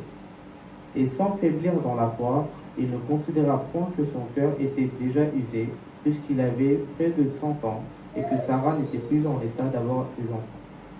Il ne douta point par incrédulité au sujet de la promesse de Dieu, mais il fut fortifié par la foi, donnant gloire à Dieu. Et ayant la pleine conviction que ce qu'il promet, il peut aussi l'accomplir. C'est pourquoi cela fut imputé à sa justice. Tamil வாசிங்க. அநேக ஜாதிகளுக்கு உன்னை தகப்பனாக ஏற்படுத்தினேன் என்று எழுதியிருக்கிறபடி அவன் தான் விசுவாசித்தவருமாய் மரித்தோடு உயிர்ப்பித்து இல்லாதவைகளை இருக்கிறவர்களை போல் அழைக்கிறவருமாய் இல்லாததை இருக்கிறது போல அழைக்கிறவருமாய் இருக்கிற தேவனுக்கு முன்பாக எல்லாருக்கும் தகப்பன். அப்படி இல்லைங்க. முதலாவது நல்லா கவனித்துக்கொள்ளுங்க. நம்முடைய வாழ்க்கையில இன்றைக்கு நடக்கக்கூடிய சம்பவங்கள்ல நமக்கு சாதகமா இல்லை. நம் நல்ல பிள்ளைகளா இருந்து தேவனுக்கு முன்பாக உண்மையாக இருந்த காரியத்துல நமக்கு எதிரடையாய் ஒரு காரியம் வந்திருக்கு அப்படின்னு சொல்லும் பொழுது பைபிள் சொல்றது, அப்படி இல்லாததை இருக்கிறது போல அழைக்கிறாங்க. ஆமென். அல்லேலூயா. ஆண்டவரே, அந்த மரித்த பெண், அந்த லாசரு 4 நாட்களுக்கு ஆன பிறகு லாசரு விரைவான ஆண்டவர் சொல்றாரு, அந்த பெண்ணுகிட்ட போய் தலித்தாகுன்னு சொல்லி அந்த பிள்ளைய, சிறு பெண்ணே எழுந்துன்னு சொல்லி அந்த பிள்ளை எழுப்புறாரு. ஆகவே நீர் இல்லாததை இருக்கிறது போல அழைக்கிற தேவன். ஆகவே இந்த நாளில நீ அதை செய்வீர். ஆமென். அல்லேலூயா. அதை நாம் அறிக்கையிடுவோம். அப்புறம் அடுத்தது, உன் சந்ததி இவ்வளவா இருக்கும் என்று சொல்லப்பட்டபடியே தான் அநேக ஜாதிகளுக்கு தகப்பனாவதை நம்புகிறதுக்கு ஏதுவில்லாதிருந்தும் அதை நம்பிக்கையோட விசுவாசிக்கணும்.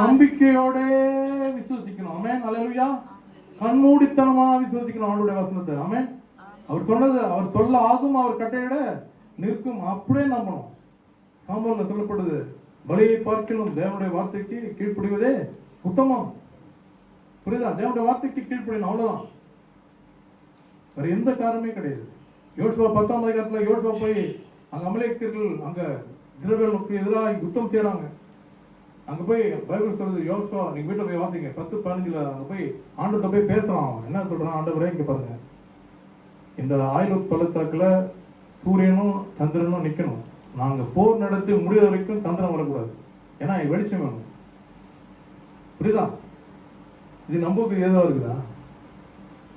ஆமே சொல்லுங்க. நம்புக்கு ஏதோ அது இங்க நடக்கிற காரியமா? அது நடந்ததுங்க. இன்னைக்கு லைட் ஹவுஸ் தேடி பார்க்குறாங்க விஞ்ஞானிங்க. லைட் ஹவுஸ் தேடி பார்த்தா ஒரு நாள் குறையுது, ஒரு நாள் குறைஞ்சிருக்குது. அதுக்கு என்ன காரணம்னு சொல்லி மண்டே பிச்சுக்கிட்டாங்க. இப்போ நாசான்றது இந்த அமெரிக்காவுடைய, நான் சொல்றது பொய் இல்லை, இது வந்து நியூஸ். நாசால மண்டே பிக்கிறாங்க, என்ன ஒரு நாள் குறையுது. அப்போ ஒரு யூதர் ஏஞ்சி சொன்னாரான், அறிவிப்பட்டவங்களா பைபிளை பாருங்கடா, யோசுவா 10 பாருங்க. ஆமே. என் ஆண்டவர் ஒரு நாள் சந்திரன் வராதபடி சூரியனை நிற்க வைத்தார் அந்த சண்டைக்காக. அப்பதான் உலகமே புரிந்து கொண்டது, பைபிள் வெறும் கட்டுக்கதை அல்ல, நடந்த உண்மை. ஆமே. அல்லேலூயா. ஆகவே தேவன் நம்புவதற்கு ஏதோ இல்லாத இருந்த அந்த காரியத்தை யோசுவா போய் பேசணும். அவ்வளவுதான். நீங்க போய் ஆண்டவர்கிட்ட போய் ஜெபம் செய்வது நல்லது. ஆனால் எத்தனை பேர் பேசுறீங்க? பேசுங்க. ஆமே. அல்லேலூயா. அப்பா கிட்ட போய் நம்ம போய் இல்ல, ஒரு காலத்துல மந்திரம் சொல்லிட்டு இருந்தோம். இல்லை, இப்ப அப்படி இல்லை, மந்திரம் இல்லை, அவர்கிட்ட போய் பேசணும். அப்பா இப்படிலாம் இருக்குதுப்பா, அப்பா இப்படிலாம் இருக்குதுப்பா, அப்பா இப்படிலாம் இருக்குதுப்பா சொல்லுங்க. அங்கே யோசுவா போய் பேசலாம், அப்பா இப்படிலாம் இருக்குது, என்ன செய்யுது, பிரச்சனை இல்லை போ. அதே போல சந்திரனும் சூரியனும் தரித்து நின்றதுன்னு பைபிள் சொல்லுது யோசுவா 10 அதுதான் ஆபிரகாமுக்கு இதெல்லாம் கேள்விப்பட்டிருப்பான். இது ஒரு பேச்சு சொல்றான், அவனுக்கு இந்த காரியம் தெரிஞ்சுக்க வாய்ப்பு இல்லை. ஆனால் அவனுடைய விசுவாசம் எப்படிப்பட்டதுன்னு சொன்னா, நம்புவதற்கு ஏதுவில்லாத 75 வயசு ஆண்டவர் சொன்னார் உனக்கு ஒரு குழந்தை பிறக்கும். ஆனால் 100 வயசு வரைக்கும் அப்புறம் பேச்சு மூச்சு இல்லை. அதே அவன் 17 ஆண்டவர் சொன்னாரு, என் பார்வைக்கு நீ உத்தமனாயிரம் மட்டும் சொன்னார். ஆண்டவருக்கு காட்சி கொடுத்தாருங்க. அந்த ஆண்டவர் அந்த தரிசனத்தில் அவனுக்கு ஆனார். ஆனால் இன்னும் 25 வருஷம் அவன் காத்திருந்தான். அவனுடைய விசுவாசம்லாம் மங்கியிருக்கும். இல்லை, அவன் விசுவாசத்தோடவே இருந்தான். அதனாலதான் பைபிள் சொல்லுது, நம்புவதற்கு ஏதுவில்லாதிருந்தும் அதை நம்பிக்கையோடு விசுவாசிக்கிறது தான் விசுவாசம். வாழ்க்கையில அதை செய்யுங்க. அப்புறம் அவன் விசுவாசத்திலே பலவீனமா இருக்கவில்லை. ஒண்ணு விசுவாசத்துல பலவீனமா இருக்கிற ஆண்டவரே அதை பலமாய் மாட்டுங்கன்னு ஜெபிக்கணும். ஆமென். என்னுடைய விசுவாசம் பலவீனமா இருக்குது, என் விசுவாசம் போன்றது ஆண்டவரே, அடிக்கடி நான் விழுந்துடுறேன் விசுவாசத்துல, பலமா இருக்கணும் ஜெபிக்கணும். அப்புறம் வசமா இருக்கவில்லை. அவன் ஏறக்குறைய 100 வயது உள்ளவனாய் இருக்கும்போது தன் சரீரம் செத்து போனதையும் சாராளுடைய கற்பம் செத்து போனதையும் எண்ணாதிருந்தான். தேவனுடைய வாக்குத்தத்தத்தை குறித்து அவன் அவிசுவாசமாய் சந்தேகப்படாமல். முதல் வசனம் சொல்லுது, அவன் விசுவாசத்திலே பலவீனமா இருக்கவில்லை. அவன் ஏறக்குறைய 100 வயதுள்ளவனாய் இருக்கும்பொழுது தன் சரீரம் செத்து போனதையும் சாராளுடைய கற்பம் செத்து போனதையும் நினைக்கவே இல்லையா. ஆண்டவர் வானத்துல இருந்து ஈசாக்கை கொடுக்கல, அந்த தம்பதிகளுக்கு தான் ஒரு குழந்தை பிறக்க முடியும் செய்தார். ஆமென். அல்லேலூயா. அவங்க செத்து போயிட்டு அவங்களுடைய உடல்ல கற்பம் தெரிக்கவோ ஒரு ஆபிரகாமுக்கு ஒரு குழந்தை பிறக்க நம்பிக்கையும் இல்லை. சரீரத்தின்படி சொல்லணும். சரியா? ஒரு ஊழியக்காரர் தான் எனக்கு ஒரு முறை தெளிவு சொன்னாரு. உங்களுக்கு சகோதர குருஸ்துவரன் தெரியுமா? உங்களுக்கு கேள்விப்பட்டிருக்கீங்களா? குருஸ்துவரன் ஒரு ஊழியக்காரர் ஊர்ல. அவர் சொன்ன ஒரு சாட்சி, அதை மட்டும் சொல்லி கொடுத்தாரு. சாட்சி என்னன்னா, அவர் 45 வயதில் திருமணம் செய்தார். அவங்க மனைவிக்கு 40 வயசு. டாக்டர்கிட்ட டெஸ்ட் பண்ணி அந்த ரிப்போர்ட்லாம் வந்துருச்சு. அப்படி பார்த்தா உங்களுக்கு குழந்தை தெரிக்காது அப்படின்னு சொல்லிட்டாங்க. குழந்தை இல்லை அவங்களுக்கு. அப்போ அவங்க மனைவி அழுதுனே வந்தாங்க, என்னங்க நீங்கள் ஒரு ஊழியக்காரராக இருக்கீங்க, நானும் ஒரு ஊழியக்காரராக இருக்கிறேன், நம்ம குழந்தை இல்லைன்ட்டு டாக்டர் சொல்லிட்டாங்க. அவர் என்ன செஞ்சாராம், அந்த ரிப்போர்ட்டை வாங்கி அப்படியே கீழ்ச்சி போட்டு, நீ வா ஆண்டவர்கிட்ட போவோம். ஆமே. அல்லேலூயா சொல்லுவீங்களா? அல்லேலூயா சொல்லுவீங்களா? ஆண்டவர்கிட்ட போவோம். போய் 2 பேரும் அவன் கை பிடிச்சி முழங்கால் போட்டு ஆண்டவர் ஜெபம், ஆண்டவரே மருத்துவ ரிப்போர்ட்டுப்படி என் மனைவி குழந்தை பிறக்காதுன்னு சொல்லியிருக்காங்க. ஆனால் என்னதான் உலக ரீதியாக மருத்துவர் சொன்னாலும் எல்லாவற்றுக்கும் மேலான ஒரு மருத்துவர் நீர் உண்டு, உம்மால் அது வாய்க்கும் என்று சொன்ன போது இன்னைக்கு 3 குழந்தை இருக்காங்க. அல்லேலூயா. வாய்ப்பே இல்லைங்க. No chance at all. ஆனால் தேவனால அதை ஆரம்பிக்க முடியும். முடிந்து போன ஒன்றை திரும்பவும் துவங்க தேவன் ஒரு நாள் கூடும். அல்லேலூயா. நீங்க விசுவாசிக்கிறபடிதான் அது ஆகும். உங்களுக்கு எந்த அளவுக்கு நீங்க ஜெபிக்கிறீங்களோ, எந்த அளவுக்கு விசுவாசிக்கிறீங்களோ அப்படிதான் உங்களுக்கு ஆகும். அப்புறம் அவன் அவிசுவாசமா இருக்கல, வாக்குத்தத்தம் வாக்குத்தத்தத்தை குறித்து அவிசுவாசமாய் சந்தேகப்படாமல். ஆமென். அவிசுவாசமே படக்கூடாது. அவிசுவாசம் வருமா வரும். ஆனால் அது வரும்போது ஜெபிக்கணும், ஆண்டவரே அவிசுவாசம் நீங்க அவிசுவாசமான ஆண்டவரை சொல்லி நீங்க ஜெபிக்கணும். அப்புறம் தேவன் வாக்குத்தத்தம் பண்ணினதை நிறைவேற்ற வல்லவராய் இருக்கிறார் என்று முழு நிச்சயமாய் நம்பி தேவனை மகிமைப்படுத்தி விசுவாசத்திலே வளரலாம். தேவனை மகிமைப்படுத்துவது தெரியுமா? ஆண்டவரை நோக்கி துதிக்க வேண்டும். அல்லேலூயா. நன்மையானதா இருந்தாலும் தீமையா இருந்தாலும் ஆண்டவருக்கு நன்றி சொல்லணும். ஆமென். 1 தெசலோனிக்கேயர் 5:17-18 தான் சொல்லுது, எல்லாவற்றிலும் ஸ்தோத்திரம் செய்யுங்கள், என்ன நடந்தாலும் நன்றி ஆண்டவரே, ஏனென்றால் அவருடைய கரங்களில் நாம் இருக்கிறோம். ஆமென். எல்லாமே எனக்கு நம்பி தான் செய்வோம் ஆண்டவர், அப்படி நம்புவோம். அதுதான் விசுவாசம். ஆமென். நீங்க துன்பத்தை சகித்து கற்றுக்கொள்ளணும்னா ஆண்டவர் நம்முடைய வாழ்க்கையில் அனுமதிக்கிறாரு. எல்லாவற்றையும் ஏற்றுக்கொள்ளணும். ஏற்றுக்கொள்ளப்படாத புரியுதா நான் சொல்றது? நன்மையா நடக்கல, பரவாயில்ல, கர்த்தர் இதை அனுமதித்திருக்கிறார், அவ்வளவுதான். நன்றி ஆண்டவர். அப்படி சொல்லும் பொழுது அந்த தீமையான ஒன்றிலிருந்து தேவன் நன்மையை உருவாக்குவார். அல்லேலூயா. ஏன்னா அவருக்கு தீமை செய்ய தெரியாது ஆண்டவருக்கு. அதை நம் வாழ்க்கையில் அவர் அனுமதிக்கிறார். ஏதோ ஒரு காரியங்கள்ல நமக்கு அது அனுமதிக்கிறார் சொன்னா அதிலிருந்து நாம் கற்றுக்கொள்கிற பாடம் என்ன? எந்த இடத்துல நாம தவறு செய்திருக்கிறோம்? நீங்க நிறைய பேர் ஜெபிக்கிறாங்க, என்னன்னா, ஐயோ ஆண்டவரே நான் சோதிக்கப்பட்டுட்டான், நான் சோதிக்க மாட்டேங்க. இல்லை, பைபிள் சொல்றது, அவர் பொல்லாங்கினால் சோதிக்கப்படுறோம் அல்ல, அவர் யாரையும் சோதிக்கிறோம் அல்ல, அவனவன் தன்னுடைய சொந்த இச்சையினால் எடுக்கப்பட்டு சோதிக்கப்படுகிறான். ஆமென். உன் தப்புனால தான் நீ மாட்டிருக்க, ஒரே அவர் ஒன்றும் தப்பு செய்யல உனக்கு. ஆமென். எனக்கு தப்பு செய்யல, நமக்கு தப்பு செய்யல, நம்முடைய சொந்த இச்சை தான். ஆகவே அதை நாம் என்ன பண்ணணும்? ஆண்டவர்கிட்ட போய் ஏற்றுக்கொள்ள வேண்டும். என் வாழ்க்கையில அற்புதங்களும் தடையா இருந்த காலம் ஒன்று உண்டு. அன்றைக்கு நான் ஜெபம் பண்ண ஆண்டவர்கிட்ட நான் என்னுடைய ஜெபம் அது உங்களுக்கு உதவியா இருக்கும் நான் நம்புறேன். தயவுசெய்து அதே செய்யுங்க. நான் சொன்ன ஆண்டவர்கிட்ட போய், ஆண்டவரே நான் கோணலாக்கி போட்ட ஆண்டவரே அதை செவ்வையாக்கும். ஆமென். அது வரைக்கும் எனக்கு அற்புதம் நடக்குது. நான் ஜெபம் பண்ண, ஆண்டவரே நான் கோணலாக்கி போட்ட, நிறைய கோணலாக்கி போட்ட ஆண்டவரே, உடைய வார்த்தையை மீறி, உடைய வார்த்தை உடைய சித்தத்தின்படி செய்யாம, என்னுடைய சித்தத்தின்படி, என்னுடைய அறிவின்படி, என்னுடைய மாம்ச தீர்மானப்படி செஞ்ச ஆண்டவரே என்னை மன்னியும். நான் கோணலாக்கி போட்டவற்றை நீ எனக்கு செவ்வையாக்கும். ஜெபம் பண்ணும் பொழுது எல்லா காரியங்களும் ஆண்டவர் வெற்றி கொடுத்தார். ஆமென். அல்லேலூயா. எல்லாவற்றையும் நேராக்கினார். அதை நான் ஒத்துக்கிற வரைக்கும், ஒத்துக்காத வரைக்கும் நம்மளுக்கு ஆண்டவர் அற்புதம் செய்ய முடியாது. தெளிவா நான் சொல்றேன். அதுதான் அங்க தாவீது இது நம்ம ஆபிரகாம் முதல்ல அவங்க குழந்தை பிறக்கும் சொல்லும் போது என்ன பண்றான்? முதல்ல அவனே சிரிச்சானு இல்லையா? நீங்க சாரல் மட்டும் தான் சிரிச்சான்னு சொல்லிட்டு சாரல் மேலேயே குற்றப்படுத்தாரு. பாவம். ஆபிரகாமும் சிரிச்சாரு, ஆபிரகாமும் சிரிச்சாரு, சாராலும் சிரிச்சாரு. ரெண்டு பேரும் இப்ப சிரிப்பை மாத்திட்டாங்க. எப்படி? அவர் உண்மை உள்ளவர், அவர் செய்ய வல்லவராக இருக்கார். ரெண்டு பேரும் விசுவசிக்க விசுவசிக்க விசுவசிக்க செத்து போன கர்ப்பத்தில் ஈசாக்கி உருவாங்க. ஆமாங்க. நம்ம நான் மாற்றிக்கிறோம். நாங்க கடவுள் என்ன மாற்றுவாருன்னா அவங்க மாற்றவே முடியாது. ஆமென். அல்லேலூயா. சில பேர் அப்படிதான் ஜெபம் பண்றாங்க, ஆண்டவரே என்னை மாற்றும், நான் ஒரு பாவி, என்னை மாற்றும் ஆண்டவரே. அடப்பாவி, உன்னை அவர் எப்படி மாற்ற முடியும்? நீ தான் மாறணும். அடப்பாவி.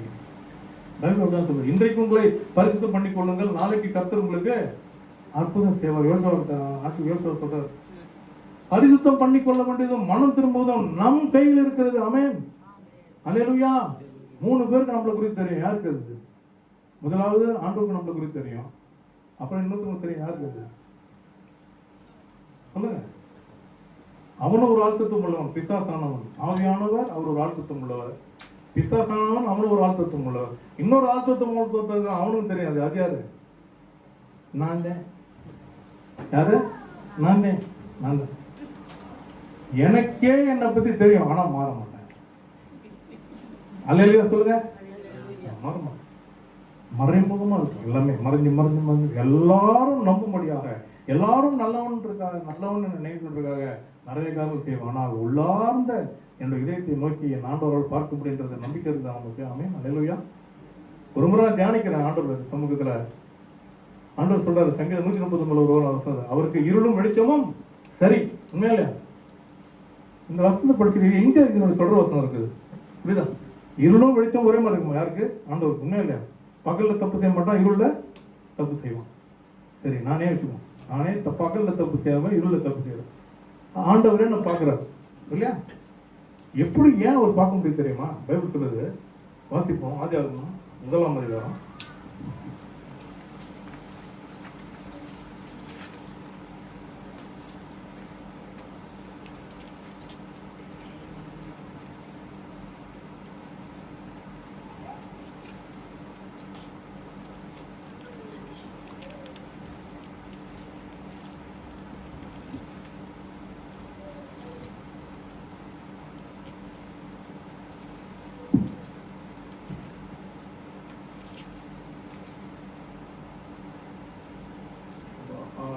படிங்க, 3 படிங்க. தேவன் வெளிச்சம் உண்டாக கடவுது என்றார். அப்புறம் வெளிச்சம் உண்டாயிற்று. வெளிச்சம் நல்லது என்று தேவன் கண்டார். வெளிச்சத்தையும் இருளையும் தேவன் வெவ்வேறாக பிரித்தார். அல்லேலூயா. ஆண்டவர் தான் இருளையும் வெளிச்சத்தை ரெண்டா பிரிச்சார். நம்ம பிரிக்கல, நம்மளா பிரிச்சோம். ஆண்டவருக்கு பயம் வந்து போச்சு. எனக்கு தெரியும், ஆண்டவர் எல்லாத்தையும் படைச்சு முடிச்சு தான் மனுஷனை கடைசியாக பிடிச்சார். ஏன் தெரியுமா? மனுஷன் சொல்லுவான், நான் தான் ஆண்டவரே, நீங்கள் வானத்தை மேலெல்லாம் கூறலாம், இது ஒவ்வொரு மூலையும் சேர்க்கும்போது நான் தான் அவங்க கூட உதவி செஞ்சேன், நான் தான் ஆணி அடித்தேன், நான் தான் திம்ஸ் கட்டை போட்டேன். திம்ஸ் கட்டை தெரியுதா? அந்த தமிழ் நட்டப்பட்டோம், நான் தான் தரையை போடுவோம், சொல்லிட போகிறான்னு தெரியும் அவருக்கு. அதுதான் ஆண்டவர் என்ன பண்ணுறாரு? எல்லாவற்றையும் படைத்து விட்டு கடைசியாக மனுஷனை படைத்தராமே. அல்லேலூயா. இருளையும் வெளிச்சத்தையும் வெவ்வேறாக பிரித்த தேவனுக்கு நம்ம தெரியும். இருள் இருந்தாலும் அதெல்லாம் ஆகவேதான் 3 பேருக்கு என்ன குறித்து தெரியும். உன்னை யாருக்கு தெரியும்? பிசாசுக்கு என்ன குறித்து தெரியும், ஆண்டவருக்கு எனக்கு குறித்து தெரியும், அப்புறம் எனக்கு என்னையே தெரியும். அவங்க தான் ஆவியானவர் நமக்குள்ளே வாசமாய் வந்து நம்முடைய ஆவியில கலந்து ஆத்ம நேசராக இருந்து ரட்சிப்பு என்ன தெரியுதா? தெரியுதா? சொல்லுங்க. ரட்சிக்கப்படும் என்ன நடக்குது? சின்ன ஒரு விளக்கம். ரட்சிக்கப்படும் போது நம்முடைய பாவங்களை அறிக்கையிட்டோம் இல்லையா? பாவங்களை அறிக்கையிட்டோம். அப்புறம் என்ன நடந்தது? சொல்லுங்க சொல்லுங்க. சும்மா சொல்லிட்டு முடிப்போம். ஞானஸ்நானமா? சார் இதுதான் இந்த கேள்வி தான். இப்போ நீங்கள் இப்போ அசோசியேஷன் பதிவு நான் இப்போ அசோசியேஷன் பதிவுக்குள்ளே என்கிட்ட கேள்வி கேட்குறாங்க ஃப்ரான்ஸில். ஞானஸ்நானம் வாங்கும்போது ஆவியானவர் வந்தாரா? புரியுதா நான் சொல்றது? அதுக்கு நான் பதில் சொல்லணும். அதுக்கு பதில் நாங்கள் எழுதணும். முதல்ல அதை நாங்கள் பதில் எழுதலை, திருப்பி அனுப்பிட்டாங்க தூசியில். அப்படி இல்லை, மனம் திரும்பும்போது தான் ஆவியானவர் வருகிறார். ஆமென். அல்லேலூயா. ஒரு சர்ச்சில் என்ன கூப்பிட்டுருந்தாங்க ஞானஸ்நானம் வாங்குறதுக்கே. வாங்க பாஸ்டர் நீங்கள் சொல்லி வந்து நான் போயிருந்தேன். போகும்போது ஞானஸ்நானம் கொடுக்கும்போது பாஸ்டர் ஜெபிக்கிறார். ஓ ஜீசஸ் ஹல்லேலூயா, ஆவியானவர் இறங்குகிறார் இறங்கு. நான் சொன்னேன், நான் எல்லாம் முடிச்சிட்டாங்க. நேரம் போயிட்டு நான் யாருக்கும் விரோதமாக பேசல. நான் சொன்னேன் அவர் கூப்பிட்டு பாஸ்டர் மனம் திரும்பும்போது ஆவியானவர் வராரா? நீங்கள் ஞானஸ்நானம் கொடுக்கும்போது ஆவியானவர் வராரா? சொல்லுங்க. மனம் திரும்பும்போது தான் ஆவியானவர் வராரு. உண்மை இல்லையா? வசனம் வேணுமா? அப்போஸ்தலர் பணி 10ஆம் அதிகாரம் 44 படிங்க. எடுத்து அப்போஸ்தலர் பணி 10ஆம் அதிகாரம் 44 வாசிங்க. அப்போஸ்தலர் பணி 10ஆம் அதிகாரம் 44. சிஸ்டர் வந்து அப்பா அம்மா மகளே அருமையா வசனமாக போடுறோம். சொல்ல இந்த வார்த்தைகள் அப்போஸ்தலர் பணி 10:44. Act these currents. இந்த வார்த்தைகளை எந்த வார்த்தைகளை? தேவனுடைய வார்த்தைகளை பேதுரு பேசிக் கொண்டிருக்கையில் வசனத்தை கேட்டவர்கள் யாவர் மேலும் பரிசுத்த ஆவியானவர் இறங்கினார். ஏன்னா அங்க மனம் திரும்புறாங்க. ஆண்டவருடைய வசனத்தை கேட்டு மனத்துல என்ன பண்ணுது? இதயம் அதிலே அப்போஸ்தலர் 2ல பார்க்கிறோம். இதயம் குற்றம் தொட்டவர்களாய் அவங்க போய் என்ன கேட்கணும்? நாங்கள் என்ன செய்ய வேண்டும் சொல்லும்போது மன திரும்பல் கேட்ட ஞானஸ்நானத்தை கெட்டுக்கொண்டு அந்த பவுல் பேர் சொல்றாங்க. அப்போஸ்தலர் 2ஆம் அதிகாரத்துல பெந்தெகோஸ்து நாள் அன்னைக்கு. சரியா? இது அதுக்கப்புறம் நடக்குது. யாருடைய பொருளை விட்டுன்னு நினைக்கிறாங்க. அப்போ பாருங்க, வசனத்தை கேட்ட பொழுது பேதுரு வார்த்தைகளை பேசிக் கொண்டிருக்கையில் வசனத்தை கேட்டவர்கள் யாவர்களும் பரிசுத்த ஆவியானவர் இறங்கினார். அப்புறம் அவர்கள் பல பாஷைகளை பேசுகிறதையும் தேவனை புகழுகிறதையும் பேதுருவோட கூட வந்திருந்த விருத்தசேதனமுள்ள விசுவாசிகள் கேட்கும் போது பரிசுத்தாவியின் வரம் புறஜாதிகள் மேல். அப்பொழுது பேதுரு நம்மை போல பரிசுத்த ஆவியை இவர்களும் ஞானஸ்நானம் பெறாதபடிக்கு எவனாகிலும் தண்ணீரை விலக்கலாமா என்று சொல்லி கர்த்தருடைய நாமத்தினாலே அவர்களுக்கு ஞானஸ்நானம் கொடுக்கும்படி கட்டளையிட்டார். ஆமென். அல்லேலூயா. மனம் திரும்பும் பொழுது தான் ஆவியானவர் வராரு. அதுக்கப்புறம் தான் ஞானஸ்நானம். ஆமென். ஞானஸ்நானம் கொடுக்கும்போது ஆவியானவர் வரான்னு யாராவது சொன்னா இங்க பாருங்க, தயவுசெய்து இந்த வசனத்தை காட்டுது. அங்க ஞானஸ்நானம் கொடுக்கும்போது ஓ ரீபரா பரா சபான்றது அங்க சொல்லி அந்த இடத்துல உங்களுக்கு ஆவியானவர் வராருன்னு யாராவது சொன்னா தயவுசெய்து நம்பாதீங்க. தயவுசெய்து தேவன் மனம் திரும்பும்போது மட்டும்தான். ஆமென். நான் அந்நிய பாட்டையை நான் குறை சொல்லவில்லை. அந்நிய பாட்டை அவசியம் எனக்கு அந்த வரம் ஆண்டவர் கொடுத்துருக்காரு, எல்லாரும் கொடுத்துருப்பாங்க. ஆனால் அவை முக்கியமல்ல. நாம் தவறான உபதேசத்தை நாம் சபைக்கு கொடுத்துடக்கூடாது. ஆமென். அல்லேலூயா. தவறானது போகக்கூடாது. வேதத்தினுடைய வார்த்தைகளை நம்ம என்ன பண்ணக்கூடாது? புரட்டி பேசவே கூடாது. ஆகவேதான் ஆவியானவர் மனம் திரும்பும்போது தான். ஆகவே இன்றைக்கு நம்முடைய வாழ்க்கையில 3 பேருக்கு தெரிஞ்ச விஷயத்த நம்ம ஆண்டவர்கிட்ட போய் அறிக்கையிட்டோம்னா நம்மளை மன்னிப்பெற மன்னிக்க மாட்டாங்க. நம்ம ஏற்றுக்கொள்ள மாட்டாங்க. பாவம் செய்யும்போது நம்ம ஆண்டவருடைய அந்த சமூகத்தை விட்டு பிரிக்கப்படுறது தெரியுமா? உங்களுக்கு தொடர்பு அருந்து போகுது தெரியுமா? சங்கீதம் 51 தாங்க தாவீது சொல்றாரு, ஆண்டவரே சுத்த இருதயத்தை என்னை சுற்றியும் நிலைவரமான ஆவியை என்னிடமிருந்து எடுத்து விடாது இருக்கும் சொல்லி அவங்க சொல்றாரு. அப்போ கரெக்டாக முடிக்கிறார் அந்த தாவீது. நறுங்குண்டதுமான இதயத்தை நீர் புறக்கணியீர், பலிகளை நீர் விரும்புகிறீர்கள். இப்படிதான் நறுங்குண்டதுமான இதயத்தோட போய் நில்லுங்க. கர்த்தர் நம்முடைய பாவங்களை மன்னிப்பார். ஆமென். அல்லேலூயா. நம்ம ஏற்றுக்கொள்வோம். பரிசுத்த ஆவியானவருடைய வல்லமையினால ஆவியானவர் நமக்கு உணர்த்துகிற பாவங்களை நாம் ஆண்டவருக்கு அறிக்கையிட்டு மனம் திரும்பும் போது கர்த்தருடைய பரிசுத்தமான ரத்தத்தினால கழுவப்பட்டு மீண்டும் தேவனோடு இணைக்கப்படுவோம். ஆமென். ஒரு பரிசுத்த வாழ்க்கைக்குள் நம்மளால் கடந்து வாழ முடியும். பிரியமானவர்களே, கடைசியாக முடிக்கிறோம். தாவீது ஆபிரகாமுக்கு நீதியாக எண்ணப்பட்டது போல நமக்கும் அது நீதியாக எண்ணப்படும். ஆகவே விசுவாசத்தோட கேளுங்க. நான் சொன்ன கருத்துல எந்த கருத்துமே என்னுடைய சொந்த கருத்து இல்லை. இந்த வேதத்தின் வார்த்தையின்படி நான் போய்த்திருக்கிறேன். ஆகவே பிரியமான சகோதர சகோதரி, இந்த சபையில தேவன் அப்படிப்பட்ட ஒரு அபரிதமான ஒரு காரியங்களை அவர் செய்ய வல்லவராக இருக்கிறார். நாம் எழுந்து ஜெபம் பண்ணுவோம். கண்களை மூடி